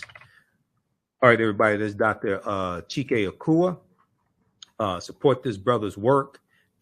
People often say, we need this, we need that. But then they don't understand that you have to support it. Otherwise, it's going to go the way of the dinosaurs. It's not going to exist. Okay. All right. Now, if you like the type of information that was shared here today, I mentioned this earlier. Visit our website, TheAfricanHistoryNetwork.com, TheAfricanHistoryNetwork.com, and register for the online history classes that I teach on Saturdays and Sundays. Okay. Saturdays, and normally I would teach one today, but I said, okay, we're going to interview Dr. Chike Akua. So next Sunday we'll be in class. But Saturdays, I teach a 12-week online course that I created called Ancient Kemet, one of the original names for Egypt, Ancient Kemet, the Moors, and the Ma'afa, Understanding the Transatlantic Slave Trade, what they didn't teach you in school. We deal with thousands of years of history and what leads up to the transatlantic slave trade taking place. We had a fantastic session yesterday. We dealt with the Dogon and how the Dogon originate in the Nile Valley region of Africa, the Dogon of Mali. We talked about Benjamin Banneker, and it's believed that Benjamin Banneker's grandfather, Banneker, was West African and possibly Dogon. We talked about astronomy, all of this, and the connection between the Dogon and ancient Kemet. The supreme being amongst the Dogon, whose name is Amma, comes from Amen. And we know Amen, Amen-Ra Ptah, the supreme being in ancient Kemet. So we do this class Saturdays, 2 p.m. to 4 p.m. Eastern Standard Time. It's on sale, $80. It's a 12-week online course. This time around, we're going to do 13 or 14 sessions. We do the sessions live. All the sessions are archived and recorded, so you can go back and watch it anytime, okay? So as soon as you register for this 12-week online course, you can watch the class that we did yesterday and the previous weeks. And even after the 12-week online course is over with, you still have access to the full class. This content, I would say, is PG-13, is not overly graphic or anything like that. I do a PowerPoint presentation. We have book references, articles, video clips. We take you throughout history. We show some of the interviews I've done with some of our scholars, like Professor Kaba Kamene, Professor James Small, Tony Browder, Dr. David Imhotep, and others. Sundays, I teach Black resistance movements from the Haitian Revolution, U.S. Civil War, Civil Rights Movement, and Black Power Movement, 1800 to 1968. We go through history chronologically and look at this history. We look at what leads up to the Civil War taking place. We look at the Reconstruction era, Jim Crow era, World War I, World War II, Civil Rights Movement, and Black Power Movement, to understand how we got to where we are today, to understand where we need to go from here. And I created both of these two curriculums. We look at 80 to 100 articles in each class. There are book references as well. The first class is about 7 to 8 books that we reference. You don't have to buy any of the books. We show you excerpts of the book right on the screen, okay? And I'm a historian. I've been studying history 31 years. And these two courses that I teach is the culmination of a lot of research and interviews I've done on the African History Network show. And I've been hosting the African History Network show. I created the show. I've been hosting for 13 years as well. Okay. So there's a PowerPoint presentation with over 200 slides in the first class that we use. I put together the PowerPoint presentation, put together the curriculum also for both of these classes. And we deal with thousands of years of history and what leads up to the transatlantic slave trade taking place. We look at work from Dr. David Imhotep, but we also talk about the 1619 Project. Now, today is August 20th, 2019, the 403rd or 404th anniversary, I should say, of August 20th, 1619. Today is the 404th anniversary of that, when the White Lion pirate ship, which is a Dutch pirate ship, as well as the Treasurer, come into Virginia. And it was really Hampton, Virginia, as opposed to Jamestown, like people think. It comes into Point Comfort, and 20 and odd Africans are exchanged for food and water. At this point in time, codified slave laws don't exist in any of the 13 colonies. The first of the 13 colonies that have codified slave laws was Massachusetts in 1641. They come to Virginia right about 1661 or so. Okay. And they don't hit all these colonies at the same time. These first 20 and odd Africans are put into a form of indentured servitude. They're going to be released after about 3 to 5 years. To understand how, now this is an important article here that everybody should read, is called Much of What We've Been Told About Virginia's 1619 Africans is Wrong. Much of what we've been told about Virginia's 1619 Africans is wrong. And also, one of the books we use in the class is Before the Mayflower by Lerone Bennett Jr. And chapter 2 of this book he lays out how a lot of this stuff evolved here in this country. Okay, the colonies weren't originally designed to have slavery. If they were, they would have had slavery when it was originally set up, because England originally got involved in the transatlantic slave trade in 1562. Okay, but what happens is that when you look at chattel slavery evolving, that's going to largely be after 1675 and 1676 and what's known as Bacon's Rebellion.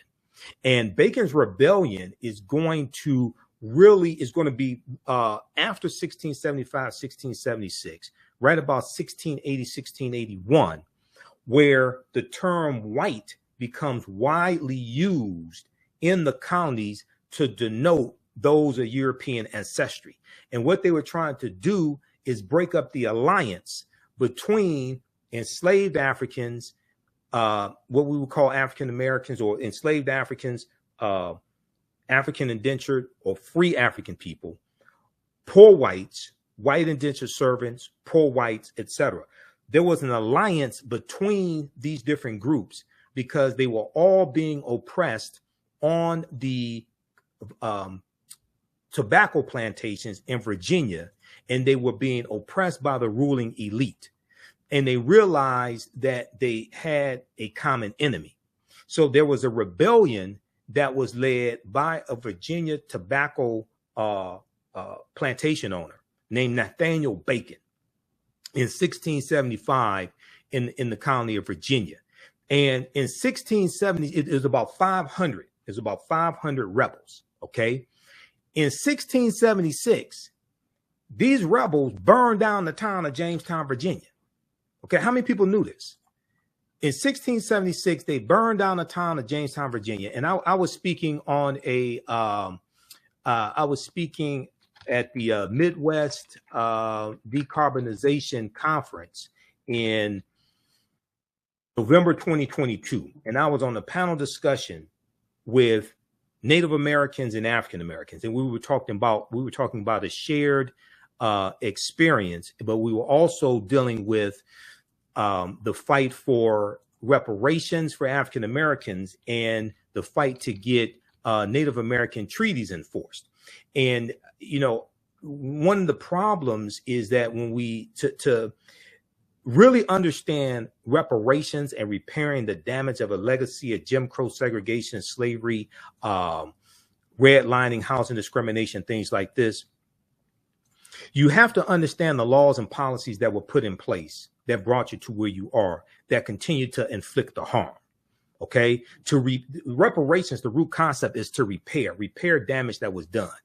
We first have to analyze the damage that was done to African people, the laws and policies put in place. And as I say, as a historian of 31 years, as a student of Dr. Leonard Jeffries, Professor James Small, Professor Kaba Hiawatha Kamene, we also have to analyze who African people were and what African people had before we were put into an institution of slavery, to understand the damage that was done, to understand that what has to actually be repaired. Just thinking giving cash payments is repairing the damage of a legacy of slavery. No, it's not. Because if everybody watching this broadcast wants to be honest, we know damn well if we all got $1 million today, white people will have it all back by this time next week. And all the laws and policies that have maldistributed wealth, power, and resources will continue to be in place that continue to inflict the harm.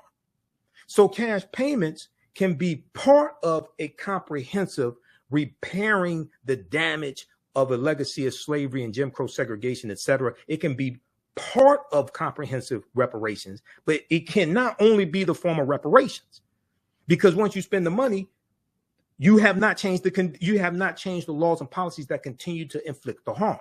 So to understand some of this history, what I did was during the panel discussion, I broke down briefly Bacon's Rebellion. And so many people, regardless of race, don't understand this history. Okay, so Bacon's Rebellion was triggered when a grant for Native American lands was denied. And there's a piece at blackpast.org that talks about Bacon's Rebellion, but also King Philip's War, which was a Native American uprising as well. But the origins of Bacon's Rebellion rested with the conquest of the Powhatan Indian Confederation, 1644-1646, and the Confederation's lands being distributed to the English planter class. Despite their defeat, Indians formerly associated with the Confederation continued squatting on these lands, which caused the Virginia colonists to engage in warfare against them. Okay, now, the military and political situation was made more complicated by the presence of African slaves, who, along with white indentured servants, produced the colony's main crop, which was tobacco. This is before cotton becomes king.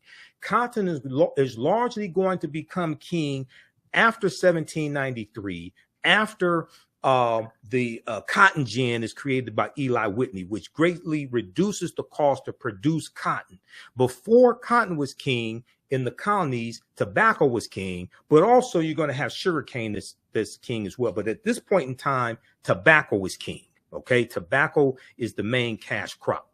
Now, planters looked down upon the African slaves, indentured servants, and landless freemen, both white and black, whom they called the Giddy multitude, G-I-D-D-Y, the Giddy multitude. So you had these different groups of oppressed people. You had African slaves, you had indentured servants, you had what we would call free African Americans, you had poor whites, and you had white indentured servants. During the decades of the 1650s and 1660s, a sizable number of indentured servants, both black and white, both African and European, who had completed their required indentured labor service, clamored for old Powhatan land as well, which was under the control of Governor Berkeley, who was the governor of the Virginia colony, and his planter class associates. Nathaniel Bacon, a wealthy white Virginia planter, declared himself the leader of the colony's former indentured servants, freemen, African and white, African and European, newly arrived landless white immigrants from England, Scotland, or Ireland, and enslaved Africans, all of whom bonded together because of their common exploitation on the large tobacco estates in Virginia. All these different groups of people from different countries realized that they were all being oppressed by the same ruling class, and they took up arms to overthrow the ruling class. Now, on September 9, 1676, Nathaniel Bacon and his followers returned to Jamestown, Virginia, and battled forces loyal to Governor Berkeley. He forced Governor Berkeley and his followers to retreat, and then Nathaniel Bacon and his 500 rebels burned down the town of Jamestown, Virginia. They burned down the town of Jamestown, Virginia. Now, I don't know if this was the inspiration for the song, the roof is on fire. We don't need no water. Let this burn. I don't know if that was the inspiration for it, but it very well could be. Okay. I don't know that. I don't know if there's a historical fact. Okay. But it could be. Who knows? All right. Now, how many people remember that song? Okay. Now, let's go back to this here. Okay. So there's a good article from history.com, official website of the History Channel, that deals with Bacon's Rebellion as well. And we reference numerous sources here in the class.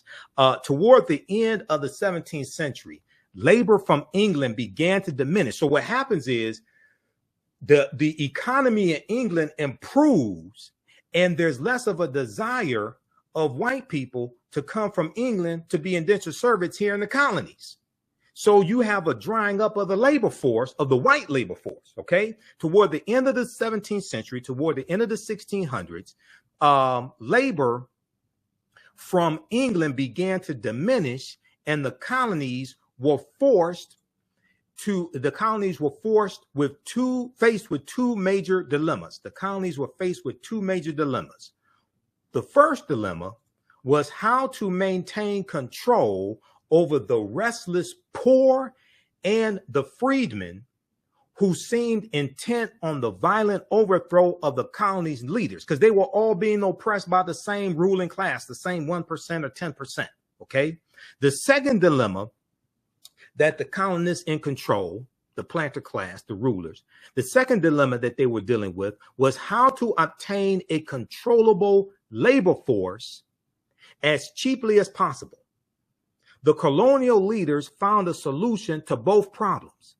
By the 1690s, they had divided the restless poor into categories reflecting their origins, homogenizing all Europeans into a quote unquote white category and instituting a system of permanent slavery, or what we call chattel slavery. You are enslaved for perpetuity, and your children are born in slavery and their children are born in slavery. So they use the term white widespread to put all Europeans into this one category and put them on team white. Okay. And then they instituted a system of laws to institute permanent slavery for Africans, the most vulnerable, and the Africans were the most vulnerable members of the population. Okay. Now, Encyclopedia Britannica at Britannica.com, they have information on the history of the idea of race. This is where this citation comes from. The history of the idea of race. That's at Britannica.com, Encyclopedia Britannica. Okay, let's continue here. And then also there's an article from History.com, official website of the History Channel, why America's first colonial rebels burned Jamestown to the ground. Okay. That's the History.com, official website of the History Channel. Now, if we look at page 40, and these are all slides that we actually use in the class that I created. Okay. Ancient Kemet, one of the original names for Egypt, the Moors, and the Ma'afa, understanding the transatlantic slave trade, what they didn't teach you in school. You never see a class like this. You probably haven't seen a class like this before. Okay. So when we look at page 40 of chapter 2 of Before the Mayflower by Lerone Bennett Jr. Now, this is from the 6th edition, Lerone Bennett Jr. is laying out this history, and he talks about the fact that for all practical purposes, he says, of all the improbable aspects of this situation, he's talking about in the early 1600s, okay? Of all the improbable aspects of this situation, the oddest, O-D-D-E-S-T, the oddest to modern blacks and whites is that white people did not seem to know that they were white. It appears from surviving evidence that the first white colonists had no concept of themselves as white people, white as we think of it today, with some of them, not all of them, but some of them having a superiority complex, about 74 million that voted for Donald Trump in 2020. Okay. The legal documents identified whites as Englishmen and or Christians. Okay. So this is before about 1681 in the colony of Virginia. And the term who we would call white people were identified in legal documents as Englishmen or Christians, okay, early on in the early 1600s. The word white, with its burden of arrogance and biological pride, developed late in the century, late in the 17th century, late in the 1600s, as a direct result of slavery and the organized debasement of blacks. But that's going to be after Bacon's Rebellion of 1675 to 1676. The same point can be made from the other side of the line, talking about African people. For a long time in colonial America, there was no legal name to focus white anxiety. The first blacks or Africans were called blackamoors, Moors, Negers, N-E-G-E-R-S, and Negars, N-E-G-A-R-S. The word negro, which is a Spanish and Portuguese term meaning black or a black thing, did not come into general use in Virginia until the latter part of the century, the latter part of the 17th century, the late 1600s, after Bacon's Rebellion, when they're putting together this form, when they're formalizing white supremacy and they're instituting racism through the laws and showing a distinction in what they will call races by how they are treated. So what's the end result of this history, right? If we look at how Bacon's Rebellion planted the seeds of race-based slavery, and this is the article from history.com, official website of the History Channel. It says, in the aftermath of the rebellion, in the aftermath of Bacon's Rebellion, white planters reacted with alarm to the anger they had seen among the Black Virginians who had joined Nathaniel Bacon's rebellion. Quote, the planters had not been able to control this rowdy labor force of servants and slaves, end quote, historian Ira Berlin told PBS.org, Public Broadcasting System, PBS.org, because they have information that I researched there as well on Bacon's Rebellion. This is what I presented when I spoke at the virtual conference, Midwest Decarbonization, their virtual conference. They were dealing with environmental concerns, environmental racism, things like this. This was November 2022. I blew everybody away with my presentation, right? Quote, but soon after Bacon's Rebellion, they increasingly distinguish between people of African descent and people of European descent. They enact laws which say that people of African descent are hereditary slaves. Hereditary slaves. This is chattel slavery. You're enslaved for perpetuity. Ain't something you were done. It's not something you did. You were just born the wrong race. You were born the wrong color. Now, planters feared what their white indentured servants could do. So they slowly eliminated the system of white indentured servitude, relying instead on enslaved African people to work their plantations, because there was a declining amount of people willing to come to this country to be indentured servants, because around 1680 or so, the economy in England improves. Okay, so you have these different forces that the ruling class in the colonies are trying to deal with. At the same time, they're dealing with Native American rebellions as well. All right. Now, backlash from Bacon's Rebellion is credited with helping kick off the racial distinctions that defined the colonies and the United States that followed. Now, most Americans don't know anything about Bacon's Rebellion. They think it's about bacon that you eat or something, grits and bacon, bacon and eggs or something. No, this helps shape racism in America and racist policies in America that we're still feeling the effect of to this day. Read this article from history.com, official website of the History Channel. Why America's first colonial rebels burned Jamestown, Virginia to the ground. How many people knew this? And this is what these anti-Black, anti-African-American history laws are doing in these various states, Florida, Georgia, Oklahoma, where you had the Tulsa Race Massacre, June 1st, 1921. They're designed to suppress this type of history, because if you don't understand the history of how you got into a predicament or how a problem started, you're not going to be able to solve it. A people's history and culture teaches them how to deal with the problems of the past, in the present, and the future to meet the needs of the community. Okay, so if you like this type of information, we have a number of people watching on Facebook and YouTube. Give us a thumbs up, give us a heart, give us a like. You can register for this online course right now. You can start watching right now. We have archive content. We do the sessions live. All the sessions are archived and recorded. You can go back and watch it anytime. You don't have to join us in the classes live. I don't take attendance.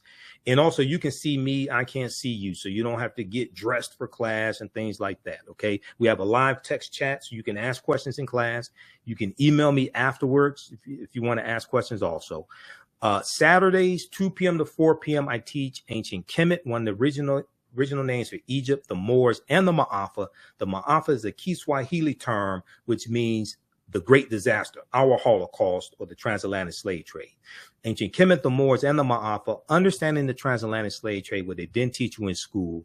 You can register for this class right now. You can use this with your children. I would say the content is PG-13. And then on Sundays, I teach Black resistance movements from the Haitian Revolution, U.S. Civil War, Civil Rights Movement, and Black Power Movement, 1800 to 1968. And I was teaching this class. I first started teaching this class in 2021. Okay, I created this class as well.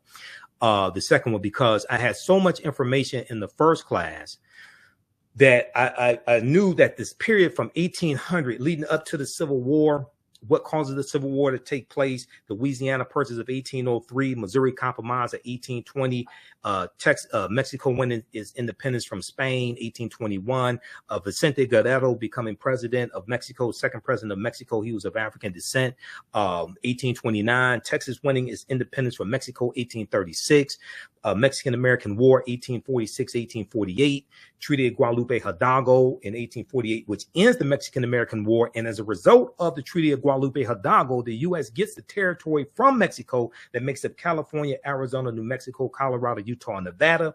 You have the Compromise of 1850, which deals with organizing the land that the U.S. gets from Mexico. And California comes into the Union in 1850 as a free state, but they do try to ban all free African Americans under their first governor, Peter Burnett, by the way. They tried to ban all free African Americans. It didn't work. But the fifth bill in the Compromise of 1850 was the Fugitive Slave Act of 1850. Okay, which went farther than the Fugitive Slave Act of 1793. And we know the U.S. Constitution sanctioned slavery. In Article 4, Section 2 of the U.S. Constitution laid the foundation for the Fugitive Slave Act. So this is why it's important to read the U.S. Constitution. So I hear all these people talking about we want reparations, we want reparations. And if you're seeking a legal remedy to a historical problem, that would imply to me that you need to understand both law and history. Unfortunately, most of our people, especially a lot of people saying we want reparations, don't understand either one. And the foundation of law in this country is the U.S. Constitution. You need to read the U.S. Constitution. Also study the treaties as well, like the Black Freedmen Indian Treaties of 1866. And I talked about the Black Freedmen Indian Treaties in when I spoke at the conference.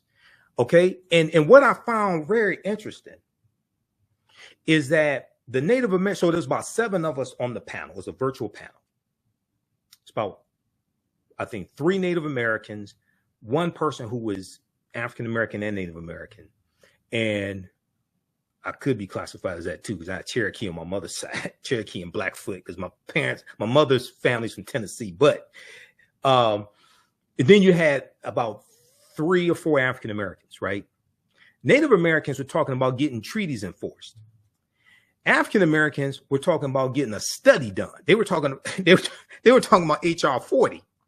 And my thing is like, why the hell are we trying to focus on the study? Now, this was before California came out with their final study, which is 1,000 pages. Everybody needs to go read the executive summary and read it.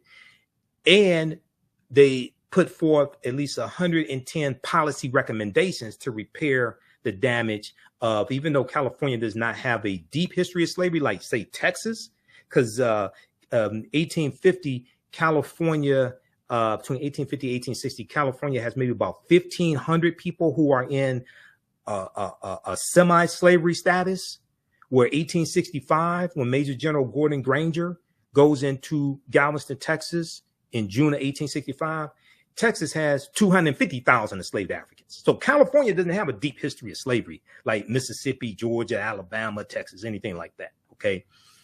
But they do have a rampant history of racism, discrimination, housing discrimination, redlining, voter suppression, things of this nature. Okay. But I talked about the Black Freedmen Indian Treaties of 1866. And the reason why I discussed this is because we have a history, our ancestors, of getting benefits from these treaties.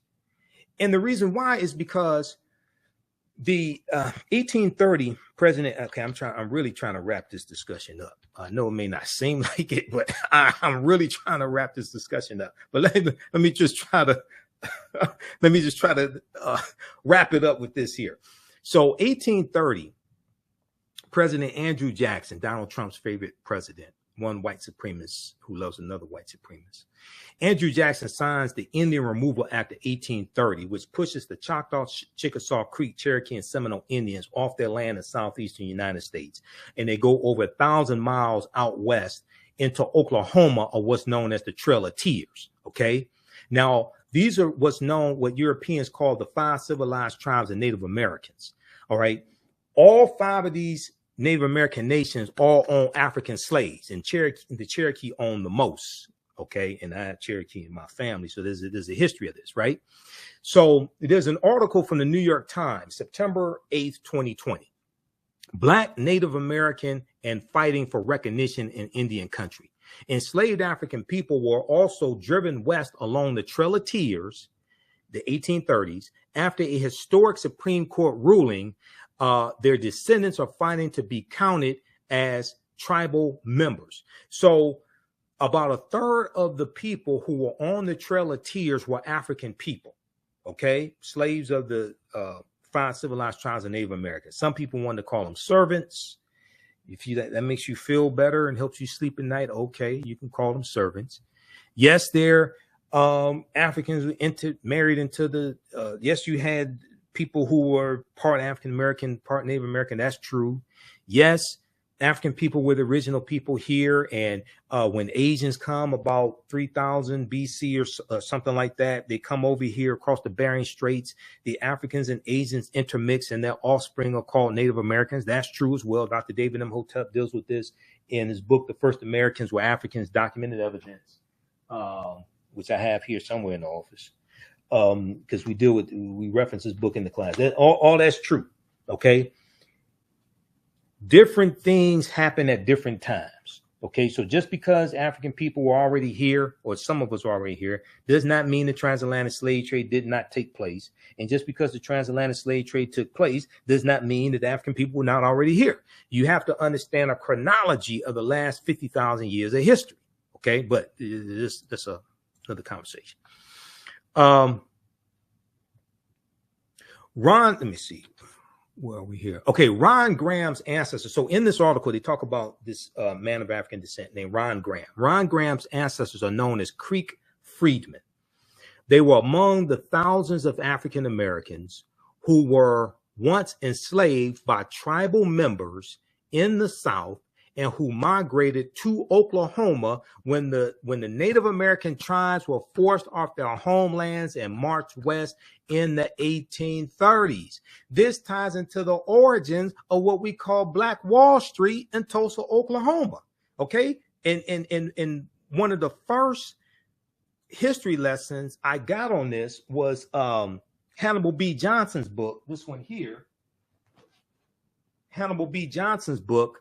Black Wall Street from Riot to Renaissance in Tulsa's historic Greenwood district. This book right here, one of the best books that you read dealing with the real history of Black Wall Street. This is one of the first historical books to really deal with this. And this, he had, this was like the second edition, I think. This came out in, I think it was 2001 or something like this. 1998. Okay, 1998. All right. This is one of the first books that dealt with the real history of Black Wall Street and the origins of Tulsa, Oklahoma. So Hannibal B. Johnson is one of the top scholars on this history with Facebook friends as well. We've talked through Facebook. I need to get him on the African History Network show. All right. Now, so the 1830s. Now, Tulsa, Oklahoma was founded by Creek Indians around 1834 who got pushed off their land in southeastern United States. Tulsa comes from the Creek Indian word Tallahassee. And the Creek Native Americans, they take their African slaves into Oklahoma. Now, in treaties signed after, so one of the things we talked about on the panel discussion was how can we lift up both movements, the Native American movement and this, what's it called? It's return the land, or is their movement to get back the Freedom Land movement, is the movement of Native Americans to get their land back from the U.S. government. How can we lift up both movements and create synergies? Now, in treaties signed after the Civil War, this is why it's important to understand the Civil War, okay? 1861, April 12, 1861, it starts in South Carolina with the attack on Fort Sumter, which was a military stronghold. It ends, well, General Robert E. Lee surrenders to Ulysses S. Grant April 9th, 1865 at Appomattox Courthouse in Virginia, but it does not come to an official end until August 1866, because even though General Robert E. Lee surrendered and his army was the largest Confederate army, it was not the only Confederate army. You had General Joseph E. Johnston of Tennessee. He had a Confederate army as well. You had Nathan Bedford Forrest, that Klansman, that clan. Nathan Bedford Forrest goes on to be the first Grand Wizard of the Ku Klux Klan in 1867. Okay, you get into the Fort Pillow massacre led by Nathan Bedford Forrest. All this, you got about 200 African American soldiers who were executed at the Fort Pillow massacre. So this is a deep history here. Okay. Now, in treaties signed after the Civil War, 1861, 1865, they won freedom and were promised tribal citizenship and an equal stake in the Native American tribes' lands and fortunes. They're talking about African Americans who we call black freedmen. Black freedmen, former slaves, or ex-slaves. Okay. After slavery ended, they didn't keep calling themselves slaves, which why it doesn't make sense for some African Americans today to call themselves descendants of slaves.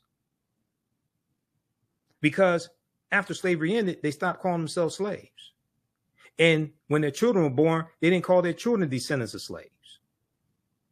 African people took up arms, and if you understand the history of the Civil War, you had about 200,000 African American men, including Harriet Tubman, who was a woman, who fought in the Civil War, took up arms to fight for their freedom and the freedom of their children and future generations. So why would we put our ancestors back into a condition that they took up arms to fight to free themselves from? If you want to say you're descendant of former slaves, okay.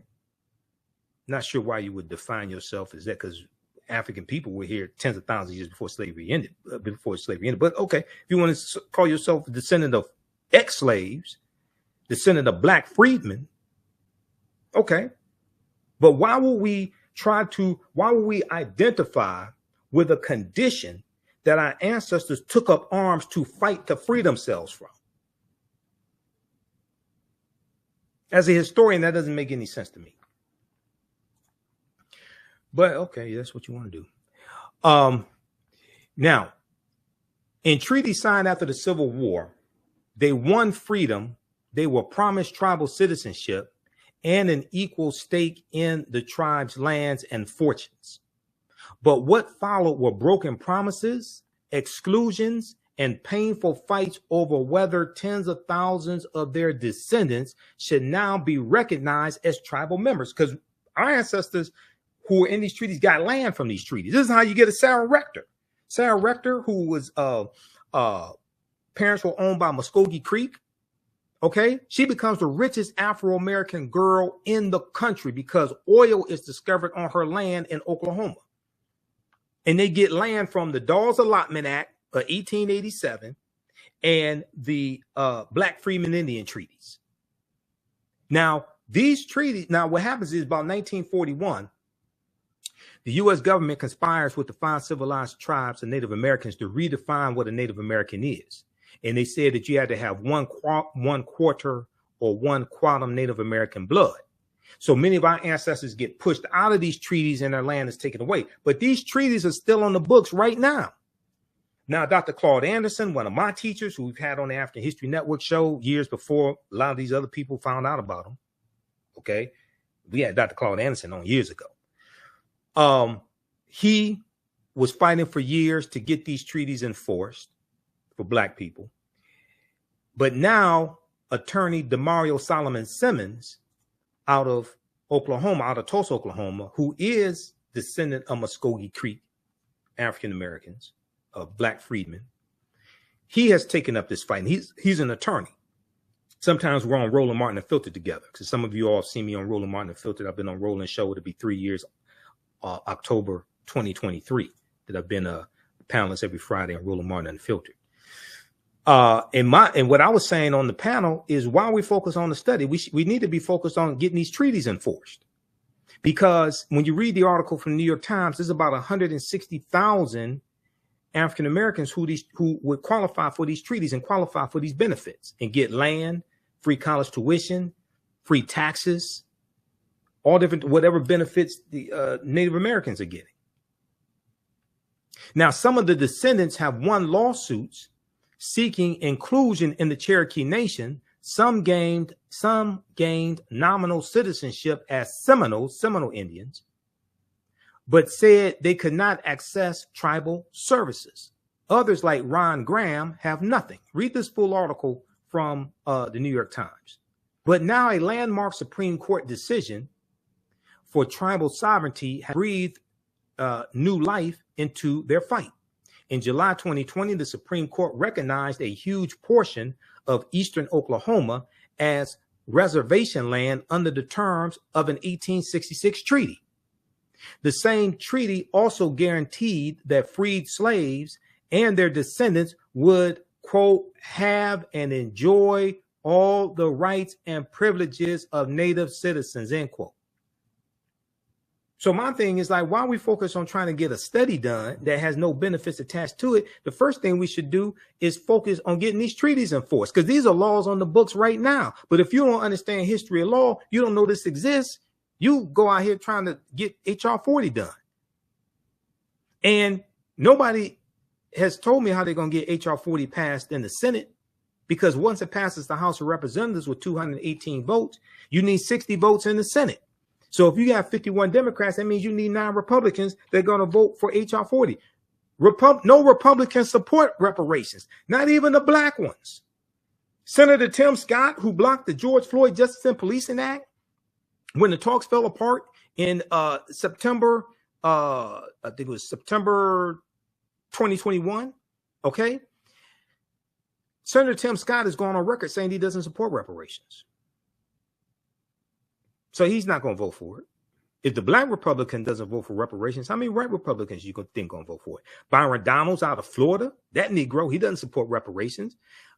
Burgess Owens out of Utah, he doesn't support reparations. John James out of Michigan, he doesn't support reparations. So if black Republicans don't support reparations, how many white Republicans you think going to do it?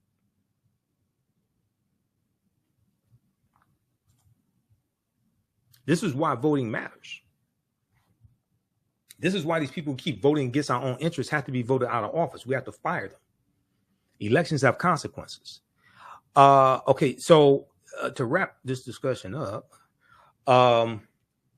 now, to groups of their descendants, the logic was simple. If the United States still had to honor treaty promises it made to tribal nations, then tribal nations had to keep their word to the descendants of those formerly enslaved by the tribes. Quote, we're making noise, end quote, said Marilyn Vann, V-A-N-N, a Cherokee citizen and president of the descendants of freedmen of the 5 civilized tribes. Marilyn Vann estimated that there was a diaspora of some 160,000 descendants of those formerly enslaved by these Native American tribes. These 5. Now, there are approximately 567 Native American nations in this country. I am not saying that all Native American nations enslaved African people. That is not what I'm saying. And the history does not prove that. The history does not show that. The 5 civilized tribes, what we'll call the 5 civilized tribes, they did the bulk of that. Okay, so sometimes I get responses from Native Americans, things like that. I'm not saying all 566 tribal nations own African slaves. That's not what I'm saying at all. Okay, I'm being very specific with what I'm talking about, and you can read this information as well. Proper documentation ends all conversation. All right, now, Marilyn Vann estimated some 160,000 of these of those formerly enslaved by the tribes, many of them living in Oklahoma. Now, there are groups representing descendants from each of the 5 tribes who meet to share sepia photographs of ancestors, compare genealogical records, and plan protests. Okay. Now, as they file lawsuits in federal and tribal courts, they say they are fighting for tribal benefits, including access to jobs, health care at tribal clinics and hospitals, housing, scholarship funds for their children, and the right to vote in tribal elections, but also for something more fundamental. Quote, my identity, end quote, Mr. Graham said. Now, read this article here from the Washington Post. Black, Native American, and fighting for recognition in Indian country. Black, Native American, and fighting for recognition in Indian country. This is from September 8th, 2020 from the Washington Post. The article goes on to say the freedmen were granted tribal citizenship and in some cases, quote, an equal interest in the soil and national funds, end quote, of that Native American tribe. In the treaties that Oklahoma's tribes signed with the federal government after the Civil War, in which the tribes were forced to cede huge portions of their land to the U.S. government. Okay, now we know Maxine Waters has been working with Demario Solomon Simmons, trying to get legislation pushed on this as well. And there's an article from history.com, official website of the History Channel, once again, called 9 Entrepreneurs Who Helped Build Tulsa's Black Wall Street. Okay, and you have to understand this chronology of history, the origins of Tulsa, Oklahoma. So you have all these people out here, they're trying to recreate what Tulsa did, Black Wall Street, this, Wall Street, that. Almost none of them are talking about getting these treaties enforced. And here's why this is important. Okay, now Hannibal B. Johnson is cited in this article from history.com. Okay, Hannibal B. Johnson said the relative wealth of some Black folks in Oklahoma comes in part through their connection to the tribes and their land ownership, through the connection to these Native American nations and these treaties. Okay, says Hannibal B. Johnson, historian and author of Black Wall Street 100, an American city grapples with its historical racial trauma. All right, now this was the book that he wrote that came out on the centennial commemoration in 2021 of the Tulsa Race Massacre that was June 1st, 1921, started June 1st, 1921. Hannibal B. Johnson went on to say, the Dawes Act of 1887 that I mentioned a few minutes ago, the Dawes Allotment Act of 1887, which redistributed 138 million acres of land. In the majority of it was supposed to go to Native Americans and Black Indians, but white people ended up getting 2/3 of that land. This is where the phrase $5 Indian comes from, because they found out that this land, white people found out this land was being given away, and it was like a census that was taken. So you had people that had to go around through Native American country and document who was there, African Americans that were there, so that land could be distributed. But they had to anglicize their name. So Christianize their name, take on, white names, John Smith, something like that. So white people found out about this. So they paid $5 to the registrars to have their name added to the Dawes Roll so they can get some of that land. Okay. So white people end up getting 2/3 of this land. Britannica.com has information on the Dawes, D-A-W-E-S, named after Senator Henry L. Dawes of Massachusetts. That's who this law was named after. Britannica.com has information on the Dawes Act of 1887. You can check that out. Now, the Dawes Act of 1887 authorized the government to divide tribal territories into allotments for individual Native Americans, which included Black members. As word spread that Indian Territory was a safe place for African Americans to settle between 1865 and 1920, more than 50 Black townships were founded in Oklahoma. All right. So a lot of the early African American landowners in Tulsa, Oklahoma, got land from the Black Freeman Indian treaties of 1866. And Tulsa, Oklahoma was founded by Creek Indians right around 1834 when they go into Oklahoma after being pushed off their land in southeastern United States, and they take their African slaves with them into Oklahoma. And Tulsa comes from the Creek Indian word Tallahassee. So when you study this history, then you see how we got to where we are today and how the laws and policies of the past are shaping the conditions of the day. So it was laws and policies that put us in this predicament. It's going to be laws and policies that get us out of this predicament. All right. So visit my website, TheAfricanHistoryNetwork.com, TheAfricanHistoryNetwork.com. How you all like this type of information? Give us a thumbs up, give us a heart, give us a like. Also, I have in digital download format and DVD format, 15 of my lectures in a bundle pack. African History Awakens the African Mind from Mental Death. This is a 15 lecture bundle pack. The digital download is $75. In DVD form, it's $100. Okay, it's right on the homepage of our website, TheAfricanHistoryNetwork.com. And also, we have our PayPal Cash App information here as well. This is our Cash App account, $ TheAHNShow, SHOW. These other ones are fake African History Network Cash Apps. There's about 5 I've identified. I'm trying to get them shut down. You click right here, it takes you to this is our QR code for Cash App. And when you go to it, it'll say Michael. Make sure my picture there as well. Here's our PayPal information, $ TheAHNShow through PayPal. So you can register for the online quiz, my DVD lectures, digital downloads. They're at our website, TheAfricanHistoryNetwork.com. Also, listen to the African History Network show Sundays, 9 p.m. to 11 p.m. Eastern Standard Time on our social media platforms. 9, 10 a.m. Superstation WFDF, the radio station I was on. They did a format change. So it's not talk radio anymore.